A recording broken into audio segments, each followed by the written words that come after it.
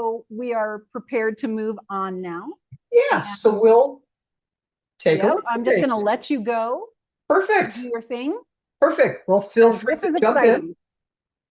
Yeah, yeah. So the content of this talk, now we've done the intro, right, is we're going to look at electric vehicles and the state of the technology, what are some of the limitations and risks, as well as some of the realities in the supply chain. And certain things have shifted a little bit, but the overall details are still the same. The facts, yeah. Yeah. Yeah. And frankly, more information has been coming to light since I was first giving this. Just go ahead. It's easier to find backup information for this kind of thing now because the restrictions have been lifted off social media, where so many of us were getting blacklisted and blocked by social media trying to get stuff like this out. Well, exactly. I was going to say, you can't, I'm not allowed to have a Facebook account. Right, yeah, she's been booted on Facebook altogether. There's still old accounts left there that now hackers have gotten and are posting creepy pictures on. Yeah. So that's not very me. Dangerous. You're very dangerous. With I am very dangerous. Information. So, right. And so when this began, you couldn't even get anything out on social media. We tried and we kept getting blocked. Exactly. So now people can fact check this stuff and find information out there where it was being blocked before. Exactly. So you definitely encourage people to do their homework, correct? Absolutely. Yeah. And what I like doing, I call it leaving breadcrumbs, right? I'll drop some breadcrumbs or whatever you want to be and go from there, right? Hoping to excite some interest in it. And regardless of which side you fall on or in between still undecided, at least this is a place that's a springboard to. You know what else I thought of a little while ago? For this talk, I would encourage people to go to, YouTube, Rumble, whatever, and do a search for technology of like the 20s and 30s or technology we lost from past decades. And they will find, you will be surprised what was out there. Oh, yeah. We have this idea that we're the first ones to come up with a lot of stuff, right? Mm-hmm. And the fact is that there have been loads of products out there. What has happened in the past in this world is that unless you were playing their game where they got their payouts, your technology was not going to be long-lived. Correct. And so people, in my opinion, maybe when they do their research, follow the money too. Because EVs at this point, from what I have learned from you and then research I've done, they put it out way too soon to cash in. And they've been hiking the whole Green New Deal nonsense to push and force this onto people. But there is a whole myriad of consequences that come with that. Yes. And the technology and the actual footprint upon the earth, it is not what they are leading people to believe. Not at all. Not at all. And a lot of the power plays centered around, we're going to get into, we'll talk about the batteries and definite concerns when it comes to the batteries. That is the biggest concern. How are pharmaceutical companies linked to electric vehicles, huh? Fair. Absolutely. Right. Yeah. It's crazy. Pharmaceutical companies are everywhere. They make money with everything. Yes, they are. Yes, they are. And it's funny, I'm going to jot this down so I will hopefully not forget this, but you do. Just a reference for when we start talking about some of the models of electric vehicles that are out there. So yeah, thank you for the foreshadowing on some of the topics here. So we'll look at the electric vehicles, and then we're going to look at ESG, environmental governance, or social and governance. And we'll dig into that more deeply, but what's disturbing, and I believe that this is all getting reversed as we're gaining some sanity in certain areas and are less likely to have that beautiful looking facade with the rotting infrastructure underneath it, right? Sweep it all under the rug Don't pay attention to that. Don't look. Yeah, that's not really how this administration does things. If you look Exactly. at any of the other projects, right? Exactly. They'll By pull the the rug people up and say, look involved. at this. It's a mess. Or Mhm. open the doors. Again, going back to the recent announcement of black mold and horrible conditions Right. for our military Yeah. personnel, right? And then going into a little bit about social credit scores, which becomes intriguing when we take a look at digital currencies and things like that, how easy it could be, et cetera. So I don't have a lot of depth on the digital currencies, but that is an emerging topic of how easy it Right. would be to cut you off from your ability Yeah. to purchase, to live, to even buy food or pay for your electricity or whatever that happens to Yeah. be. That is a real threat that's out there that we don't need to be hoodwinked People about. are not thinking things all the way through. They're not. Yeah. They're just because it is a sexy looking technology or Right there. yeah. The sexier it is, the more I'd step back and take a look. Exactly. That's right. Renewable energy, and we'll take a look at that. Is it really better? And there's certainly that is an area, especially when we look at well, all of this, but especially the electric vehicle and then renewable energy. And there'll be another talk about AI, artificial intelligence, and the Oh, massive Lordy. data centers and their impact on the environment. That's not in here. It might be if it's Right. No, relevant that's at a whole certain video on points. itself. That is, but that will be coming as well. But if there's Awesome. Yay. I I'm know already I'm looking excited. forward to it as well. Yeah. Again, another one, double-edged sword or dual sword or probably Absolutely. multifaceted sword, right? And the thing is that we have the technology to do these things properly. We do. They just aren't using that technology for the masses. Correct. So am I correct in thinking like there was the Nikola Tesla way of doing energy, which took energy cleanly, right? Yes. And then Yes. there was the Edison version, Right. which was just corrupt, dirty, and the sort of the dark energy versus the light, Exactly. right? Yeah. Not as an evil, but there is a dark side and a light side where you can, Exactly. right? Like the experiment they did with Nikola Tesla, where Yes, he and was the going to elephant. show that that energy would not harm the elephant. And Right. instead, Edison sabotaged his experiment, and the Yes. elephant died because Edison fucked around with it. Exactly. And so that's the other thing is encouraging people to not take things at face value.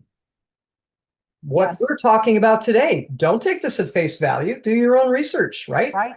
Yep. If I did. I know you well. You're one of my longest clients, best friends. yeah, But I took what you had to say and I went and researched. and I appreciate that. Yeah, it's none of that. It's just what I do, right? It's just my bar.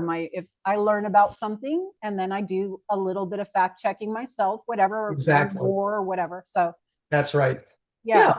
And the other thing, again, as things evolve, and this is the world of science, and I'll say engineering as well, is what may be true today, what may have been true 3 weeks ago or 3 years ago, and may still be true 3 years from now, things may shift, right? Mm-hmm. So also keeping the open mind of things can be fluid, things will shift, they will Absolutely. evolve.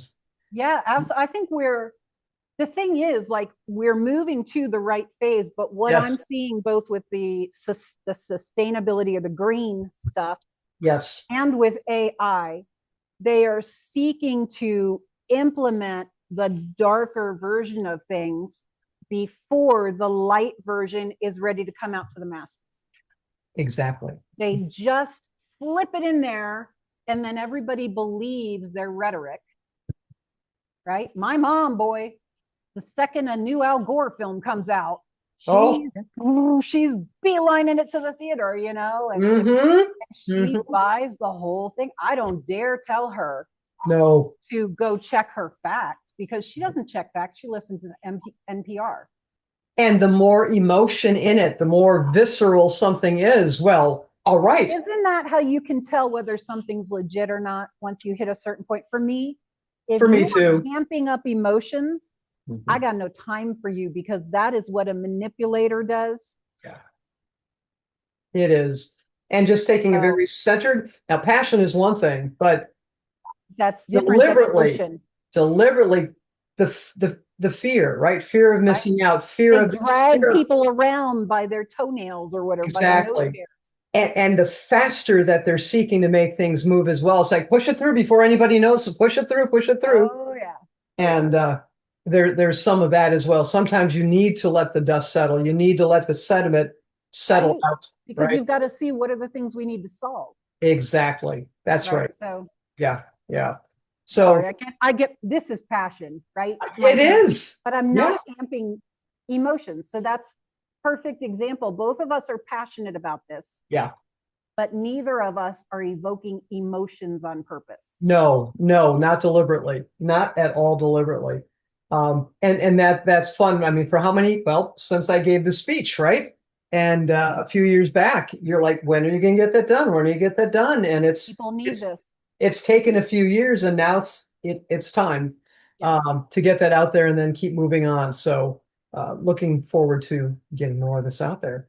But then at the very end, I have a taking action slide, which will likely require a few more resources, but it's certainly a what can you do aside from what we've just been discussing as well. So let's look at electric vehicles. All right. Yay. So smart grid, going back to the concept of the smart grid, is so you've got a city, right? And conveniently, can you see my mouse cursor okay? Yep. All right, perfect. So you've got a city and you've got some Wi-Fi and you've got some wireless, and that's part of the issues we have out there as well, but we're not going to dive into that rabbit hole, right? Everything has a positive and a less Right. Pros and positive cons to aspect. everything. Exactly. Yeah. But then on top of the home, so if you take a look here with this graphic, is you've got a wind turbine. Maybe that's my backyard. I've got a small wind turbine in my backyard. Everyone has their lovely solar electric on their roof, which is also of concern, but that's okay. I will say, if you are in a northern climate and you get snow, don't. We laugh very hard at the people with this. I'm sorry. I know I probably shouldn't, but it's kind of funny. And But you know what? It is funny. because it's only funny because they look down their noses at you if you don't have it. Exactly. And there's certain parts of the country where solar, great, put it on your roof, but be aware there are Other consequences. areas of Arizona, great. Flagstaff, it's going to work for you. Yes. On Saturday, not 12. We have a mutual neighbor. We both lived just south of Flagstaff in one of the communities. And one of my neighbors, she had done a renovation on her home, and she is one seeking to do the right thing, right? Yeah. She does think about the topics and the repercussions. But there was one winter we had 13 feet of snow in northern Arizona. 13 Can anybody say PTSD? We are now this is our third winter away from that winter. Oh, I'm still broken from it. You will see, it used to be that you would see people prepping for winter here around October. Mm-hmm. Ever since that winter, people start in July. You have to. It broke crazy. It broke this whole area, all that snow. Yeah, oh my God. But yeah, the people with the solar. Oh yeah. So my neighbor across the street one day, I'm like, so how is that working for you? And I said it very politely, right? I wasn't trying to say, wow, that was a, not the wisest thing to do, but you are told some of the panels have the ability to reverse the energy that they're getting from the sun, right? And be able to melt off the panels. Well, no. That didn't happen. No. And so let's go back to an all-electric building, right? So if she had a heat pump in there that relied on electricity, she was generating zero electricity for 6 months. That was a long winter. It went into May. It was crazy. At least into May. Yeah. And you can't get up there and clean. I mean, I had 5 feet of snow on my roof. It went almost up. I mean, unless you're the dog out in back of your house that walked onto the roof. Exactly. Yes, there was that. I forgot about that one. Yes. Looked down, the neighbor's dog was on the roof. 5 foot high. Yeah. Yeah, it was crazy. Yeah, but yeah, solar didn't do nothing for those people that winter. It did nothing. So that's the other thing is solar for your roof, by all means, if it makes sense for you, do it. But at the same time, for those people the majority of the year here, yes, Yeah. but you are all reliant upon this. Yeah, There would have been no power for those people, which would have meant no heat. exactly. And And then it the other was thing, cold. oh, it was very cold. It was a very cold, damp winter, and it went on and on. Oh my God. Seriously. I thought it was going to never end. Yeah. Well, that's why I'm now living in southern Arizona. It only took me, 7 years of living in the state to finally get that. But again, I'm going to dip in and dip right back out. But with the smart grid, right? So getting things to communicate with one another. And on the right-hand side, far right-hand side, you've got like the commercial wind farms, right? If you go to the countryside, you will see wind turbines. You will see large solar concentrators, solar farms, and things like that, which have their own massive issues. Nuclear power, and that's one I'm still wrapping. I'm still personally. Yeah. Is good? Is it not good? Are we being told? Right. I Where can't we're told figure it that out either. uranium. Yeah, is uranium good or is it bad? I actually bought some uranium glass to drink out of. My cousins used to inspect nuclear facilities. Yeah, So they might be a resource, actually. actually. Yeah. And so then in the lower right is power plants. So a lot of the power plants that are out there, they'll burn natural gas. You might have hydroelectric. You might have waste to energy. So that's the other thing is why are we not, instead of going to a landfill, that was one of my research projects when I was getting my MBA, was I was assigned, because again, very new, I was assigned the waste to energy side of the world. Nice. So it was so much fun digging into that. It's whether you're looking at, I'm taking from the plants. So if you are the power line, Arizona Public Service, I think it is APS. APS, yep. Yeah. And so they have to trim the right of way, the easements around the power lines. They need to make sure that the woody material is not going to take down the power plant. Well, they have all this woody material. You could have a plant that then uses the wood waste, the vegetation waste, as well as trash. And you might think, ew, that's disgusting. Well, no, it's not, because the technology exists to have very clean, just steam. It's not smoke coming out. That's steam being exhausted, and they have scrubbers. They have it very clean. So again, going back to, you go past the landfill, and some of them you can see the standpipes, right? If you're in the Chicago area, or even 5 miles from here, there's a dump area, and they're burning off the methane that comes from the decomposing garbage. So you can capture that methane gas. You can divert the garbage trucks, dump them, make steam. There are things to do. So again, looking at the full cycle of everything. And yes, there might be initial costs, but these are some of the things. There's initial costs no matter, windmills, solar, they're not cheap. Yeah. Oh, yeah. Well, again. Yeah, I keep my mouth shut about the rest, but yeah, no matter what you do, it's just that they tend to do the things that are going to bring more money. Exactly. It's about the money. It's not about the money. Yeah. It's about the journey versus the destination, right? They're at the destination, not what's the journey and how much carnage is going to take place. Carnage is the right word. Well, I look at wind turbines, I look at solar collectors and the number of thermals that are just fried in mid-flight, or knocked out, or you can't. The farmer who is leasing their property, their land, because it's a nice way to generate income, and you can get stray voltage that affect your livestock, the vibrations that are set up in the earth. Yeah. There's some very bad side effects of all of this, and go do some research on it, right? I don't have all the facts here, but I can tell if you start looking into stray voltage and the consequences, it's not pretty. Well, stray voltage in Vero Beach, right? We had stray voltage of some kind. One of my friends who her sister lived not far from me. Yeah. At the exact same time, because we knew what time it was, my beagle in my backyard let out a hella yelp. Yeah. We took him to the emergency vet. I've never seen a dog in so much pain in my life. I thought for sure he was going to die. And you know me, I deal I with my do. animals. Like, I don't freak out easily. You do I'm always not. like, you're going to be cool. It's all good. We're good. Right. Oh, no, I thought for sure we were going to lose him. Yeah. Well, come to find out, he was actually partially, so this was what he was partially paralyzed. So there was a spot in his spine, and the whole back of the way he was paralyzed, and we eventually got him past that, so you never even realized it. But we almost lost him. My friend's sister, she had whippets.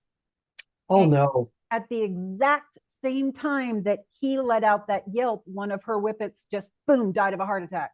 Boom, out of nowhere. Yeah. Dead, just fell over dead. Yeah. That's normal. Right. Yeah. And there was nothing, but it was at the exact same time. Yeah. Yeah. So that stray voltage is no damn joke. Right. And that applies to us as humans as well, in addition to everything else. True, true. Yeah. Yeah. Yeah. So the thinking, and again, being involved with the smart grid, is how do we get things to work together? Right. And there's some things that you can do from an energy management perspective where if you know that it's going to be a day where it's going to be super hot, right? We're all aware of blackouts and rolling brownouts and things like that. But one of the things that these utilities do is you could set up for demand response, load shedding, and things like that, especially if you're in manufacturing. You can actually write your contract, your service level agreement with your utility provider and say, absolutely, I'd like to have lower rates during these times because I am going to deliberately shed load, use less equipment. We might start early in the day. We might work early at night. We may have a system set up where we're doing some energy storage in the form of ice for cooling. It's part of our cooling system, our cooling process. And we're going to store this up so that our load is either reduced during the day, or maybe I'm shifting it to later in the night, or shifting it to the morning, or all of the above. So we were looking at how do you do that? How do you communicate that information and make everything work more effectively? So the smart grid, essentially that wall outlet, that socket, is the connection. And as you can see, there's a whole lot, and this doesn't even show everything else like substations and transformers and distribution lines, all of that. But there's a lot on the other side of that plug. Yeah, there really is. And when you look at the solar, we're going to stay on this for a few more minutes too, when we get into the whole smart city side of the world, which is its own major discussion. But it sounds good when you hear from the utility company, well, nega, as in N, as in negawatts, as in you're using less energy. But oh, by the way, if you're producing more electricity at your home from the solar panels, we'll buy it back from you. We'll buy it back from you.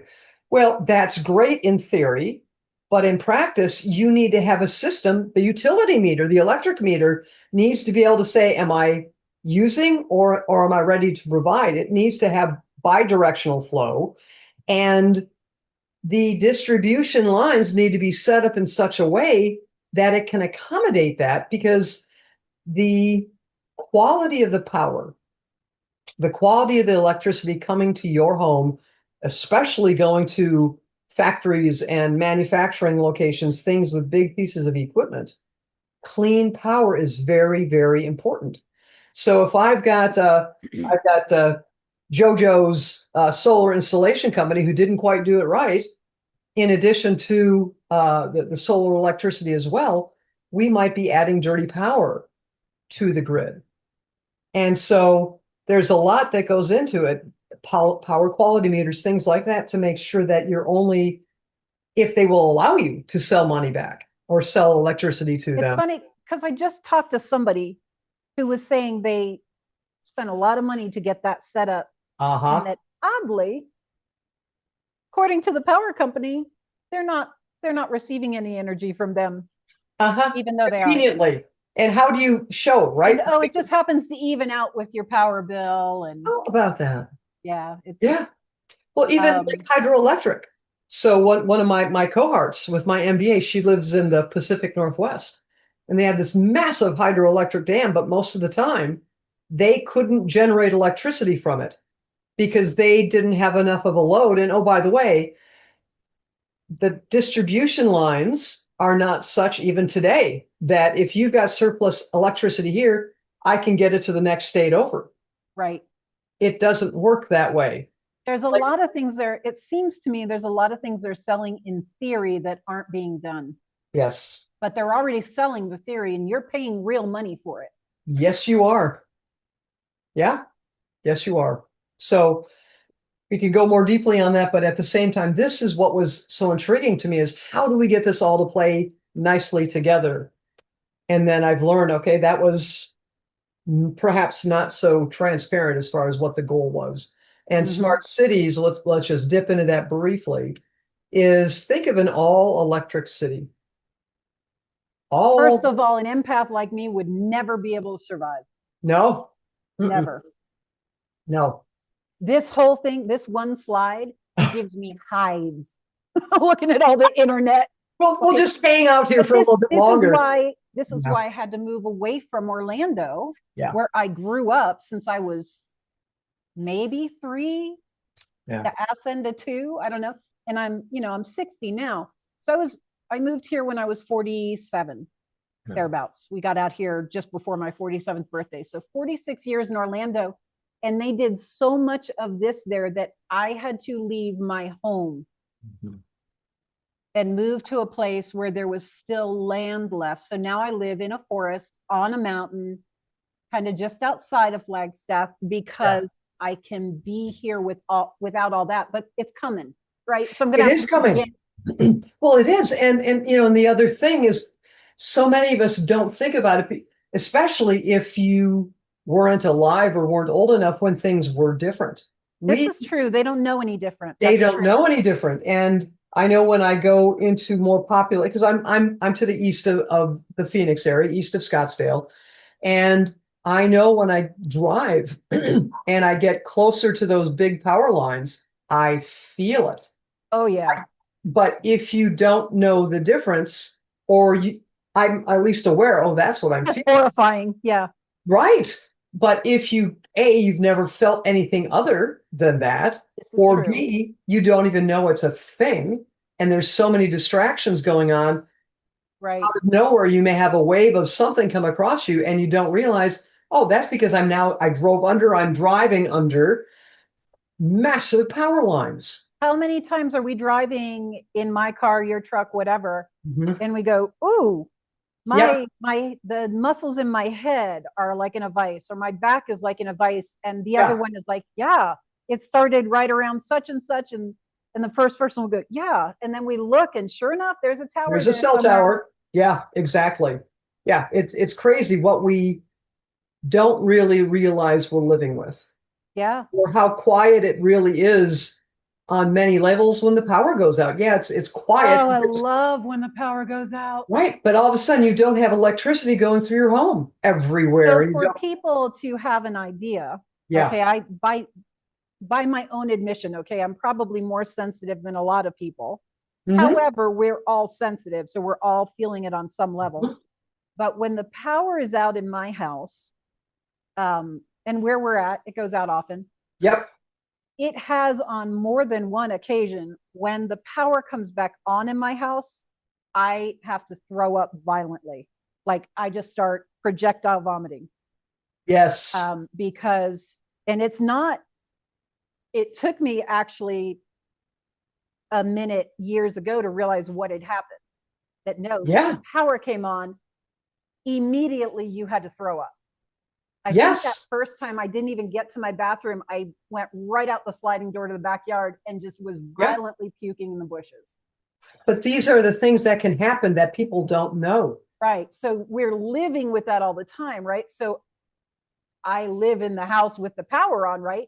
But I always have that level of whatever it is that made me throw up, right? Yes.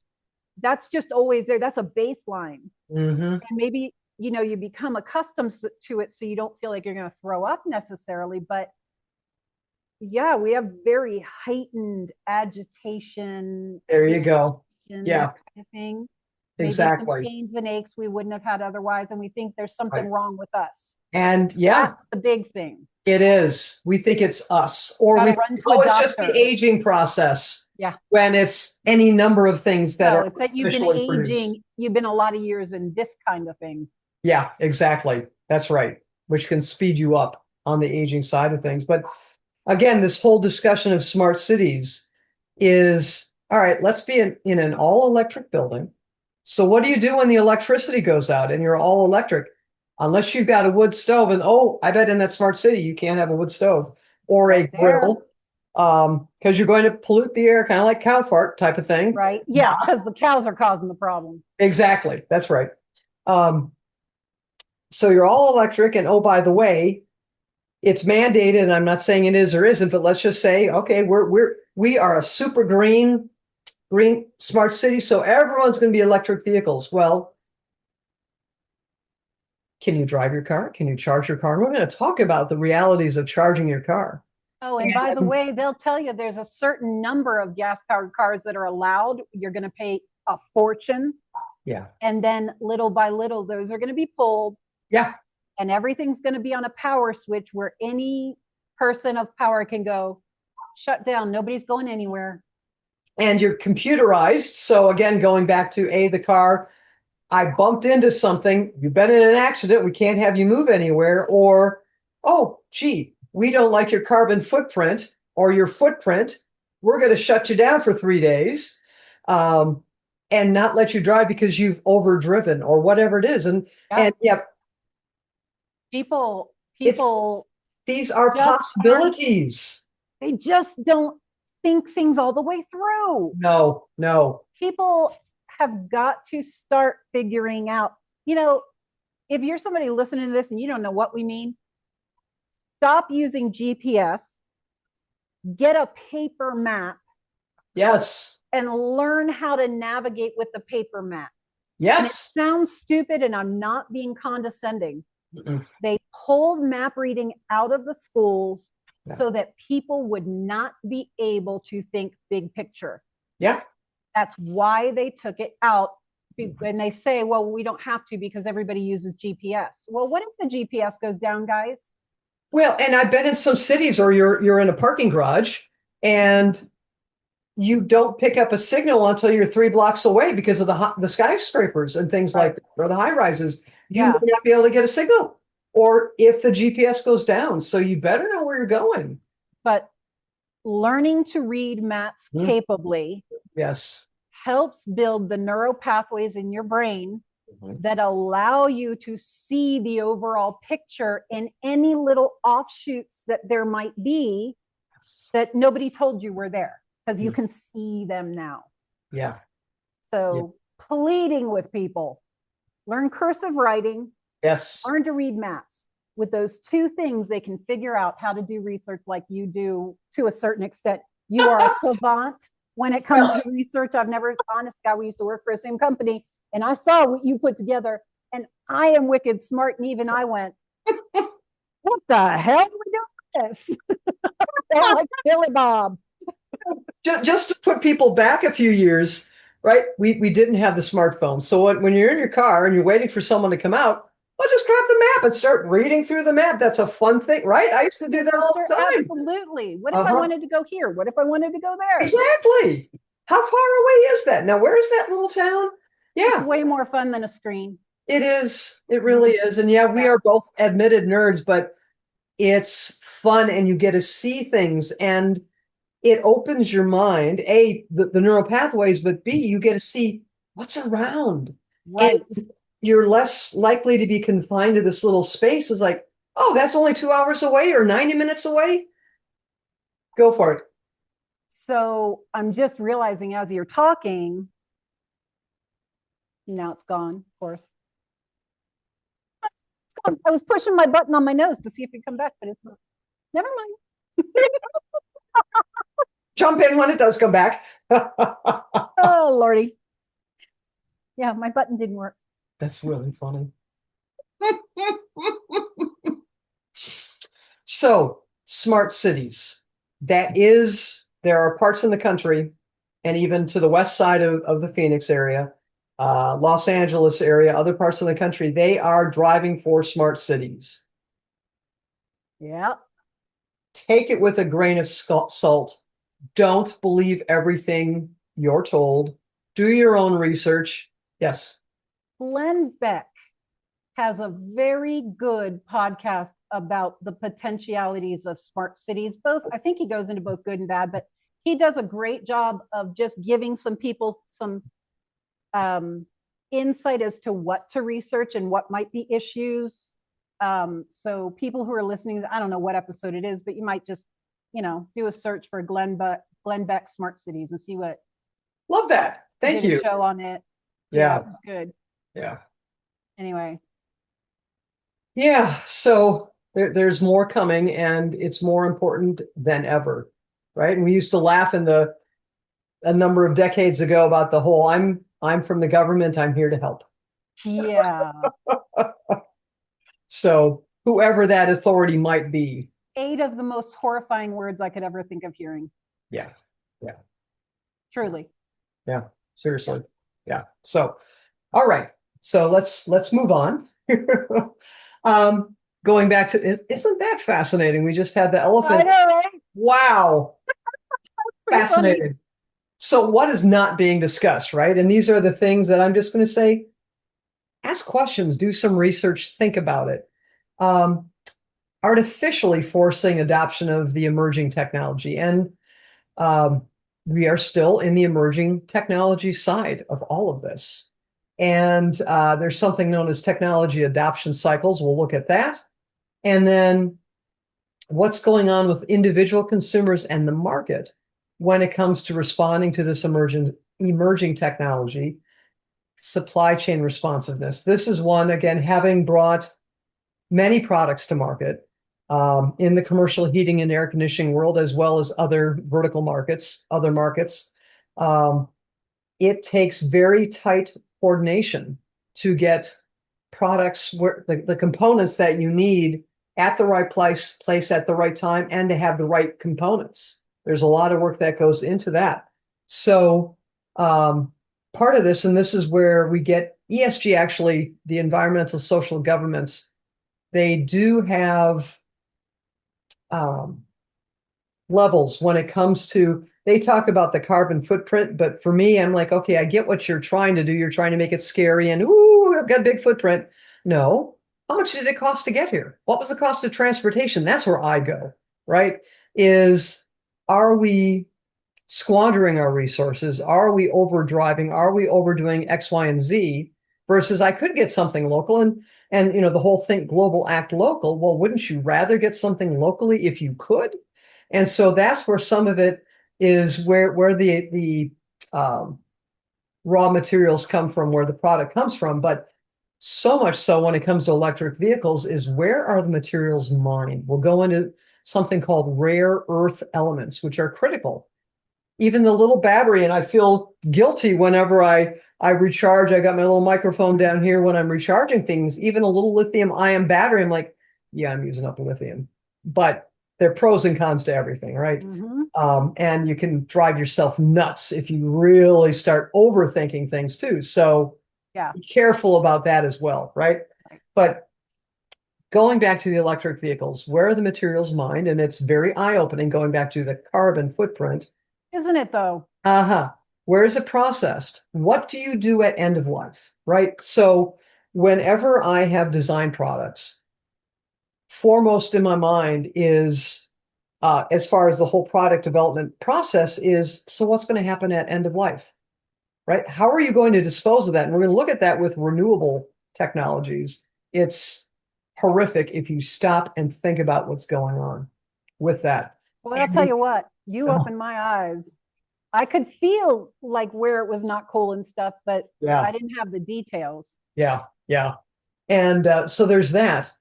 Human rights are involved. People are, we've been hearing more and more about child and human trafficking and exploitation and slavery. And it's really hard when those EV owners look at me like I'm a piece of garbage. Correct.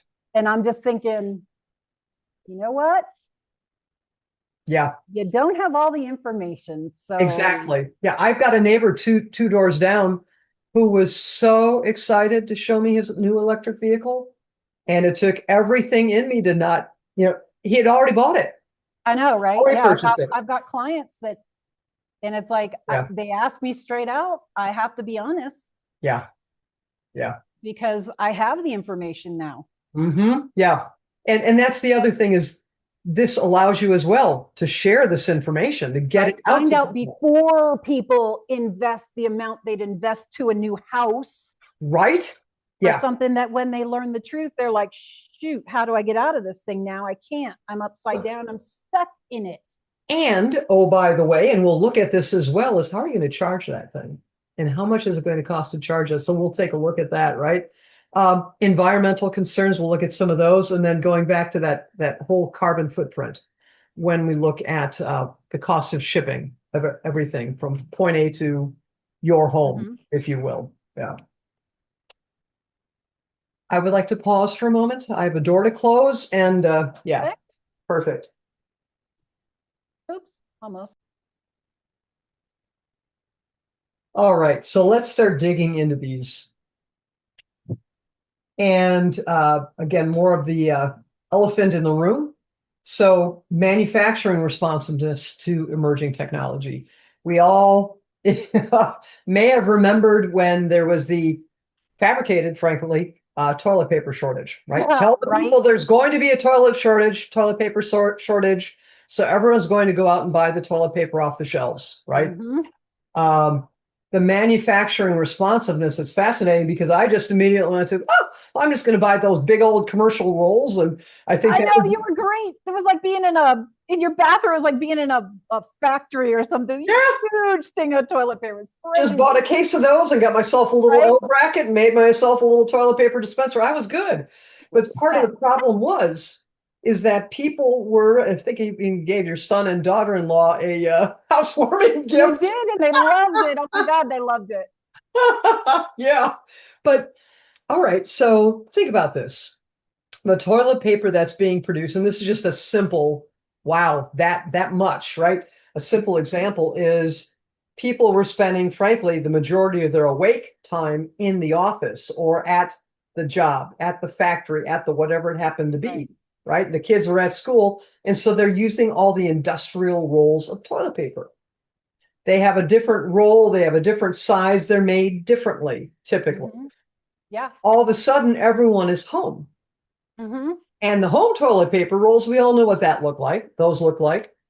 We've never talked about this. No. And it was one of the things I stumbled upon years ago. And I'm like, oh my God, that's what happened.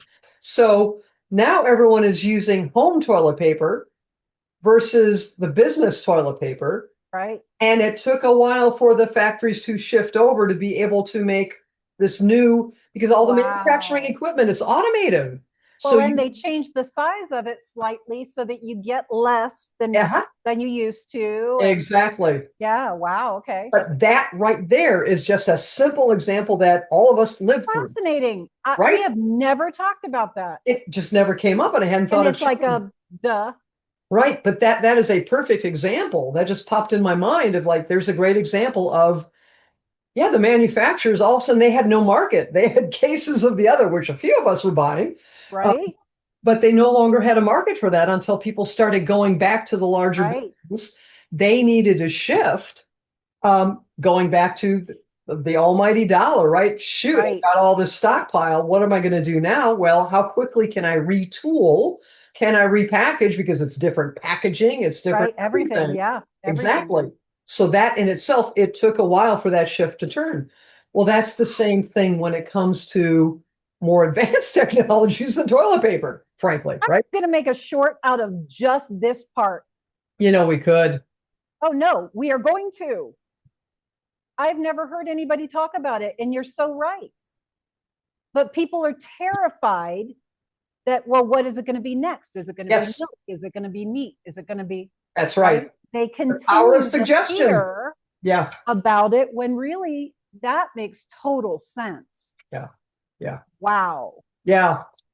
I'll tell you, people, we know each other really well. Everybody. You do. You just blew my mind again. Little facts rattling around in my brain. You never cease to just blow my mind. And so the next one down, and this one's this is where a huge passion is for me. As you can see in the upper corner of my screen, it's my Fit Facility Academy. That's Mhm. part of what I am doing now is helping educate tradespeople and professionals in the industry, but tradespeople responsiveness to emerging technology. And going back to the all electric buildings, going back to it's an electric vehicle,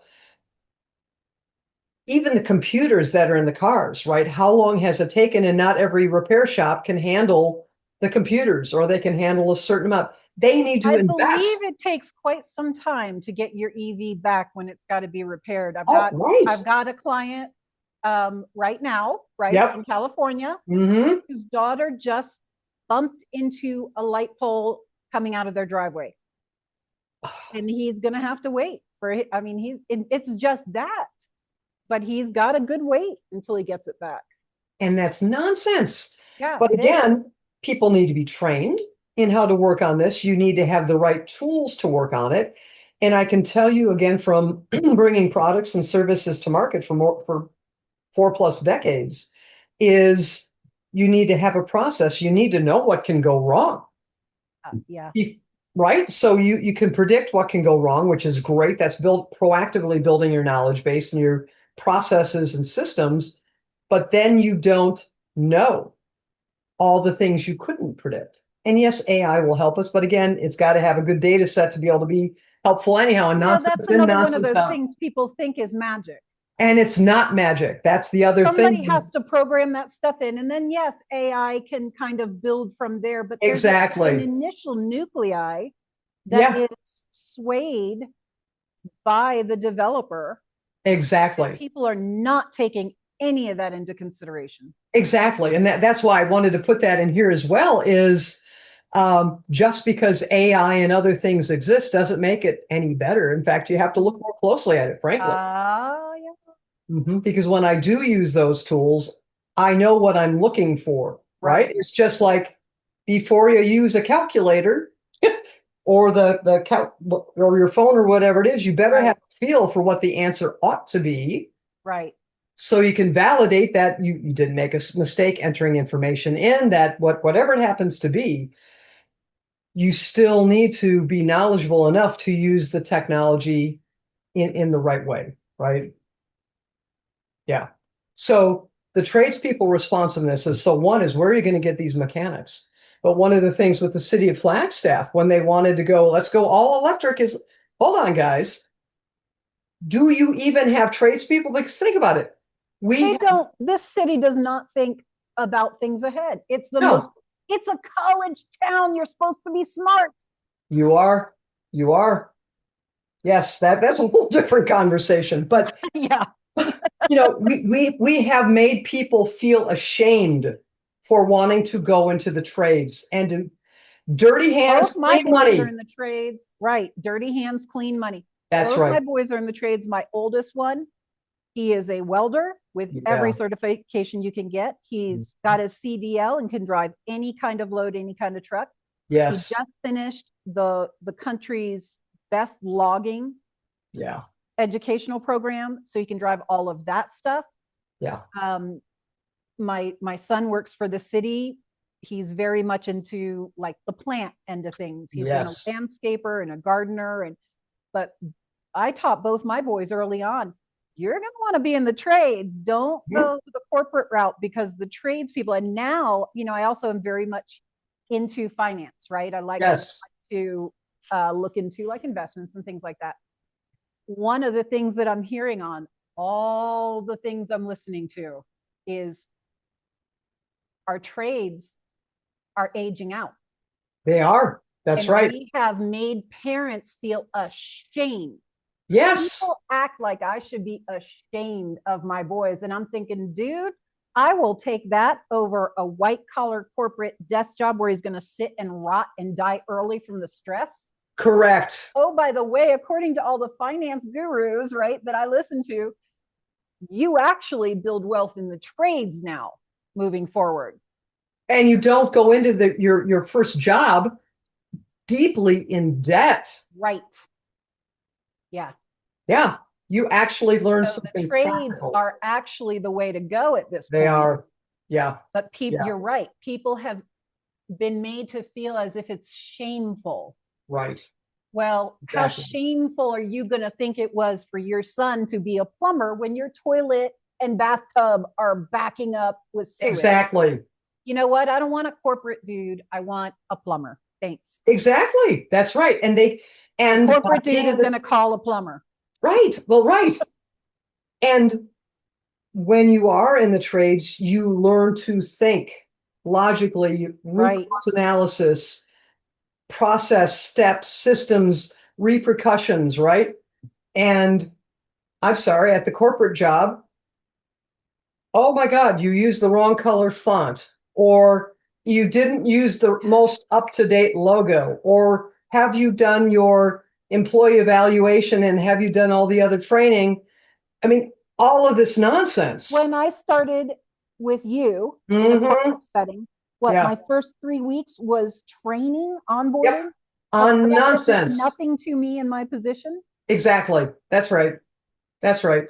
And I feel fortunate because, again, I began with my career because I couldn't afford to go to college and I didn't have parents who were in a position to pay my way Right. and to get a loan or anything like that. So I paid my way through college. I got scholarships, I got some grants, and I think I might have had a very small loan. Um, but I needed to work for a while, and thank God I did. And that served me well when I did go to college because I had the practical application of these things. Right. As an engineer, I understood how things went. And now it's so much fun. Is I've got this side gig because I need to be out there. I need to be with people. I'm actually working at our local Ace Hardware store and I'm having a blast because I'm doing my consulting, I'm doing my training, I'm doing all that, but I need people. Right. It's so much fun to be, I'm rubbing shoulders with the tradespeople all the time. Yeah. And they are amazing. And I look at them and I've got these guys over here who know exactly what they need to do and all that, and contrasting with a young man who, bless his heart, he's good at turning wrenches on his car. And we're getting way off topic, but this comes down to how we're not educating our students. So here's this young man who likes to turn wrenches, but he needed a new bolt. And it took about 10 minutes of trying to get him, lead him down the path of what kind of bolt do you need before I finally realized he had no idea how to even select a bolt. That you have to look at the diameter, you have to look at the thread pitch, you have to look at the length, you have to look at the material of the bolt, you have to look at the bolt head, you have to look at all of that. I just assumed he already knew that. No, no one had taught him that. It's not being taught to people. And Right. so those little things. So I just get lit up when I work with tradespeople is how can I serve them with my training, with hands-on, everything else, down to helping this just for fun, right? Working Mm-hmm. with people and here's how you select a bolt, or here's how you Right. select a light bulb, or whatever that Right. is, right? But when we want to make these big infrastructure changes, you need people who know what they're doing working in factories. You need them who can, by the way, the copper wire that you need for electricity, by the way, folks, you need copper wire to get the electricity in your building. Who's going to manufacture that wire? Who's going to Or install mine that it. wire? I'm sorry, what did you say? Said, or mine it. Or mine it, exactly. So all these things just to get to the power wiring that's going in your building, there's so many steps just in that process. Right. There's the cost of it. There's the disruption. If you're going into these old buildings and you're retrofitting them, you have people who are working in there or going to school in there. What do you do with them while you're doing the renovation and the remodeling? And so the city of Flagstaff is like, by 2030 or whatever that year is, we're going to be all electric. How the hell are you going to do that? Yeah. The buildings here are, from the 1800s. Exactly. That's right. And oh, by the way, let's be aware of Right. historical buildings. And I'm not saying to disrespect them, by the way, but Right. that is a whole different thing as well versus going Yeah. into a newer building where you can rip out walls and do all Right. that. So with the emerging technology, you need people who know how to work on it, who need to build the products that built work into that to install it, whatever that is. So it's not just I wave a magic legislative wand or gavel, right? And thus shall it be type of thing. Right. Okay, so education systems and responsiveness, I think we talked about that. Cybersecurity, there's a whole aspect of that, and that was a whole layer when it came down to the smart grid itself. How do you keep everything safe versus allowing someone to hack into our electric grid or hack into your car, right? First responders.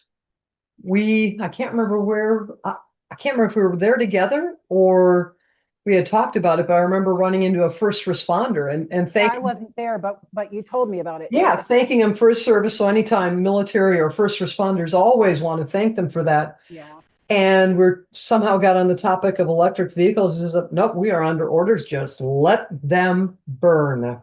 I want you to stop for a second. And hold on a second. I want you to say that again.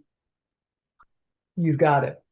So when I was recently talking with a firefighter and we got on the topic of electric vehicles and electric vehicle fires, his direct response was, we are under orders to just let the electric vehicle burn, period. So now that conversation in conjunction with another one you had, what does it mean when an EV catches on fire and burns? What does that look like? How long does that take? What's going on? Oh gosh, there was actually, heck, there's some areas where they're actually burning, or not burning, but burying the electric vehicle. The only way to put it out, right? It's the only way to put it out, because I have a slide on this from a few years back. I forget the volume of water that was involved, but it was 40 some odd thousand gallons. I think 43 or 42,000 gallons in 3 days. Yeah, it was the multiple days, and it was a 3-alarm, 4-alarm fire for an electric vehicle. And oh, by the way, batteries to contribute to the earth. 40 some thousand gallons of water. Put your gosh darn being careful. And where's that water going? You have now put it on an electric fire with these metals and byproducts. And where's that water going? That's going down into the earth. So, okay, so let's look at this. Your car is burning. Yep. Which means your lithium battery. Yep. So that's what's going into the ground? Correct. The lithium, you've got cobalt, you have all the byproducts, all the electronics, all the e-waste, right? You hear about electric waste. The things that say don't throw that into your trash can. It needs to be disposed of safely. Right. Okay. All of that's in your car. And we're now washing it who knows where. Right. Yeah. And way to take care of Mama Earth. Right? Yes, the almighty carbon footprint. You are out there, if you have an EV car and we meet, just don't look down your nose at me. That's all I ask. Exactly. To each their own. That's right. With this, you'll have your information if you decide to have one, whatever, I guess. But yeah. I'm so fed up with having them look down their noses at us. Well, and the other thing, right? So let's talk about that electric vehicle fire, right? And in Arizona and in other parts of the country that are almost like a tinderbox, right? It's frequent that you'll be driving down the interstate or somewhere and you'll see one of those signboards across the highway telling you to not drag your chains because they can result in fire. So what does that mean? One spark could be hundreds of thousands of acreage. And lives and... Right. Yeah, exactly. And it's even a felony here to throw a cigarette butt out of your, a lot of times if we're under the maximum, you can't even smoke outside of a car or a home. Yeah. But you absolutely, like, you flick a cigarette butt, you're going to jail. Yeah, you have to. Right. So if little things like a dragging chain. And by chain, what are we talking about with chains? Like that hold a trailer, right? Yeah. And if it hits and it creates a spark, one spark. Correct. Could throw the whole thing in a huge fire. Correct. Right? And so if one little spark or one little cigarette butt Mhm. caused and has caused hundreds of thousands of acreage to be burned. Yep. What is this? What's going to happen with this electric vehicle that's on fire and takes 3 days to put out? And it's in a remote area and you can't get, and you need a 3-alarm fire, and the destruction and cost and just What I don't get is the people who are all up on the Green New Deal, right? The people who are all about that. Yeah. We're supposed to be using less power, aren't we? Yes, we are. So instead we make everything electric. Does nobody see that that's like a, what the fuck? Right. And I'm sorry, if everything's all electric, well, yes, you can bury some of the lines, right? But most of them are overhead. That is a blight. Now, again, billboards, right? When billboards became a thing, they were everywhere in certain locations, and finally people wised up. But this is electrical power transmission lines and distribution lines, and again, the cost of all of that, and the destruction of the land, and it's an eyesore, period. Wind turbines, yes, they can be seen as being graceful. They're an eyesore. Solar farms are an eyesore. Especially if you really think it through and realize what that stands for. Yeah. You are not helping the planet. You are harming it dramatically. Well, and I was just thinking about this last night, in fact, is how many people look at a desert and just see it as a bunch of waste sand? Yeah. There are incredibly robust micro ecosystems in the desert that have adapted to those conditions. The sun, the heat, it is miraculous. It is every day. It's just the desert is alive. And when we think it isn't, and we put solar farms up there, what have you done with everything that evolved in that space underneath it? We've heard about turtles. We've heard about all these different animals. But what about the little microorganisms that are in there that actually make a difference in our? We don't have stuffed animals or Disney movies about those, so they don't exist. There you go. There you go. Yeah, but these are the things, folks. These are the things. Oddly, change the temperatures. It's the people who they blame for not caring about the earth who actually do care. Exactly. But we stop and think about it, and we don't try to rev everyone up emotionally. Woo, social warrior. Think it all the way through, because those windmills, there's nowhere to put those things end of life. They're a disaster. No, they are. They're now trying to make gummy bears out of them. They make rice out of them. Oh, I hadn't heard about the rice. The gummy bears I heard about, but sure. Yeah, look at your rice, folks. That's where plastic rice is coming from, if I'm not mistaken, is the blades. Turbine blades. Because they have nothing to do, there's nothing to do with them. Yeah, the best thing I have seen yet, it's like, thank you, the town that I live in, they actually take slices from the turbine blades, and they turn that. We saw that somewhere out here too, I think. Or maybe we were driving out here and you told me about it. I love that idea. But I actually applauded the town that they are purchasing slices of turbine blades and making really pretty benches, right? I know what we saw. Whatever area we were driving, it was going to one of your political things. Yeah. Your speaking engagements. Mm-hmm. And I think that we saw like where you've got those little it's kind of like a bridge, but it's just a pipe that goes through. Yes. If I'm not mistaken, they had made the railings out I think they had. I think they had. Yeah. So people are getting creative, but it was not planned for when they made this or put them in. So now people are like, shit, what do we do with these things now? Oh, yeah. Aside from, and I've got a slide on this, chopping them up and burying them in dirt. Yeah. Infinity. Yeah.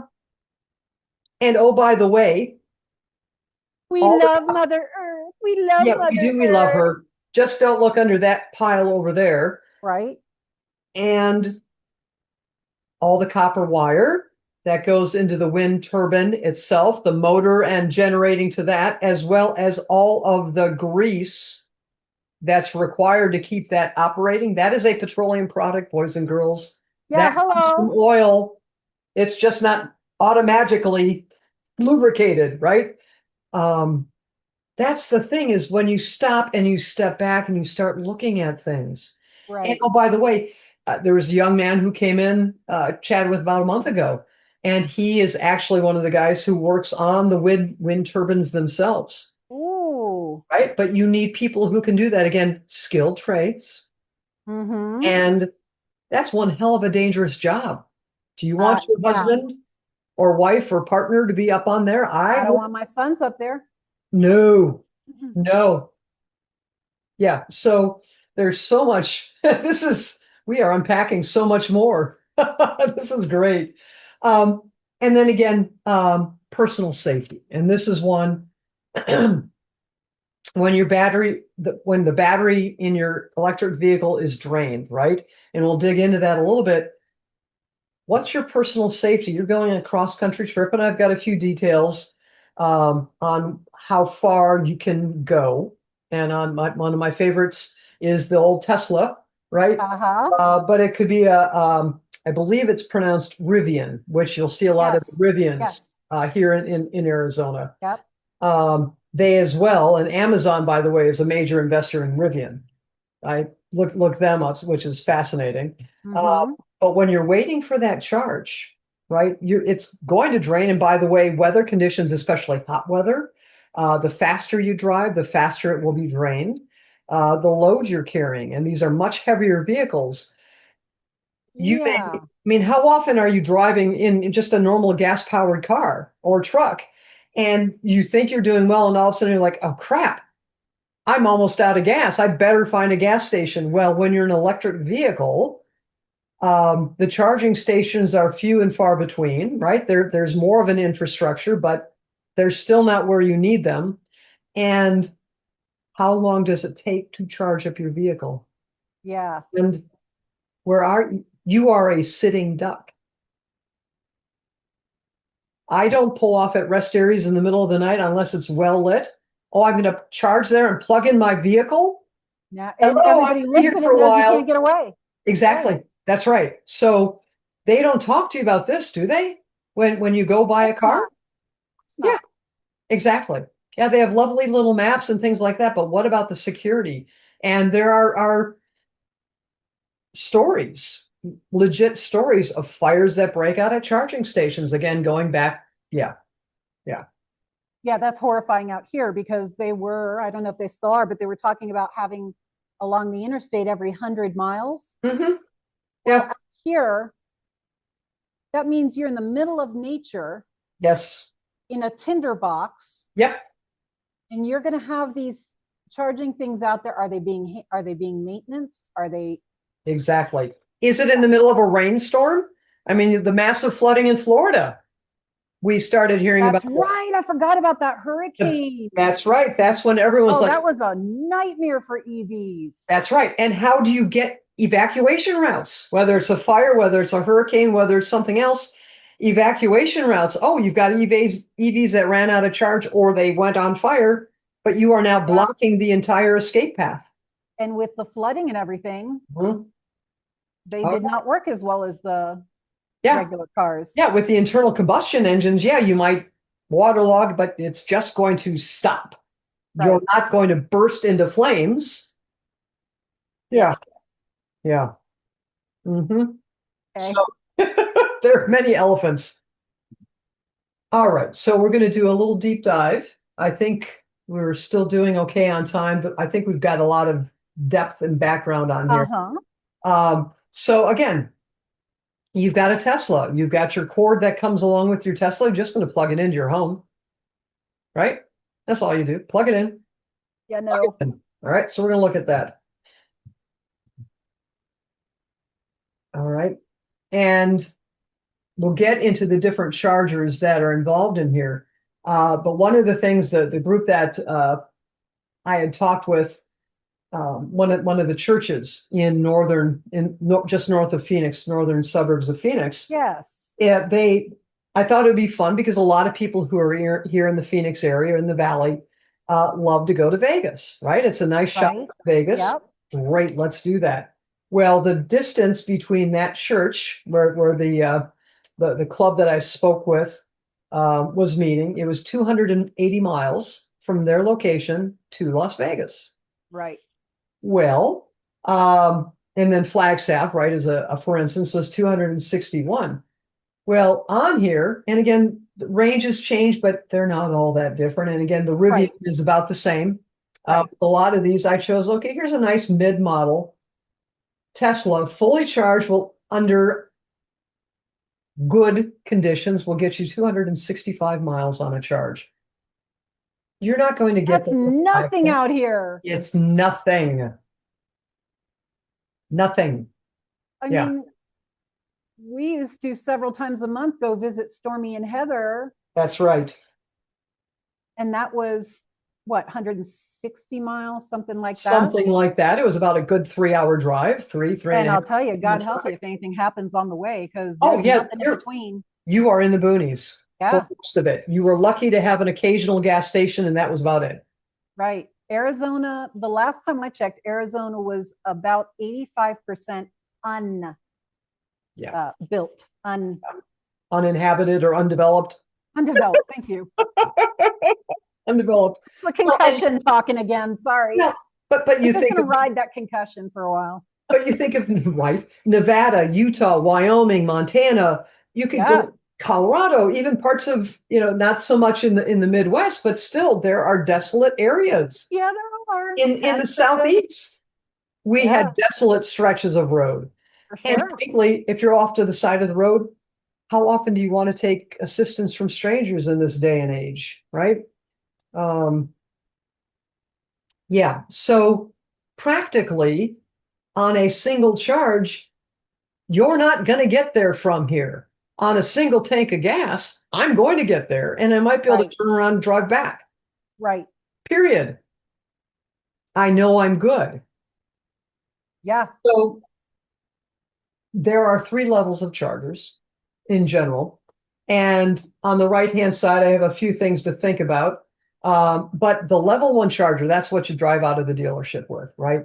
Is you're just going to plug it into your wall socket. There you go. 120 volts, just like you would put in a blow dryer. You're just going to plug it into the wall. From empty, and sure, it's probably changed a little bit, it will take 4 days for one car to be charged. And now what if you're in a family that has 2 Teslas? Or a Tesla and my clients, right? I've got clients and a Leaf. They have a Tesla. Yeah. That's right. It's not just going to be one. Okay. So how are we going to charge that? And you're not going to go visit the in-laws and be able to, you could plug it into the wall outlet. They're not going to be happy with you. I was just thinking, okay, so you're not buying gas, but how much are you paying in electricity? Exactly. And we all know how volatile electricity prices are. And just wait until everything is electric and you have no choice. They can do whatever they want to with those prices. And we're told our power grid is already overloaded. So by all means, let's put the electric vehicles on the grid too. Let's do that. None of it makes any sense. No, it doesn't. None of it. And I cannot understand how really my clients in LA, I'm sure they'll watch this. Yeah. They are very smart people. They are. Yes. But the hype is such. Well, people never even think to look for this stuff. Well, and they don't. And it's funny because when we were talking at this church, one of the people, again, going back to the hype and LEED buildings, right? Again, the U.S. Green Building Council, there are certain credits you can get, innovation credits, and some of the ESG scores and things like that is, how many electric vehicle spaces do you have? You can get some extra points for electric vehicle spaces, right? But when we were at that church doing the talk, I remember one of the people saying his son, the place where he worked, they were paying people to get electric vehicles because they had the electric vehicle charging stations and no one was using them. So again, forcing the adoption of it because people were naturally like, yeah, no, I'm not going to do that. But I will say, right, when we were looking at that smart grid, it's called a use case scenario, but basically one way we saw the building interacting with the electric grid, interacting possibly with electric vehicles. And this was in 2009, 2010, and 11, and that thereabouts. Before all of this really came out, we had our Prius, right? The hybrid electric. Gotcha. Yeah. And yeah, so that actually makes sense when you're braking, you're charging, right? And you've got the gas.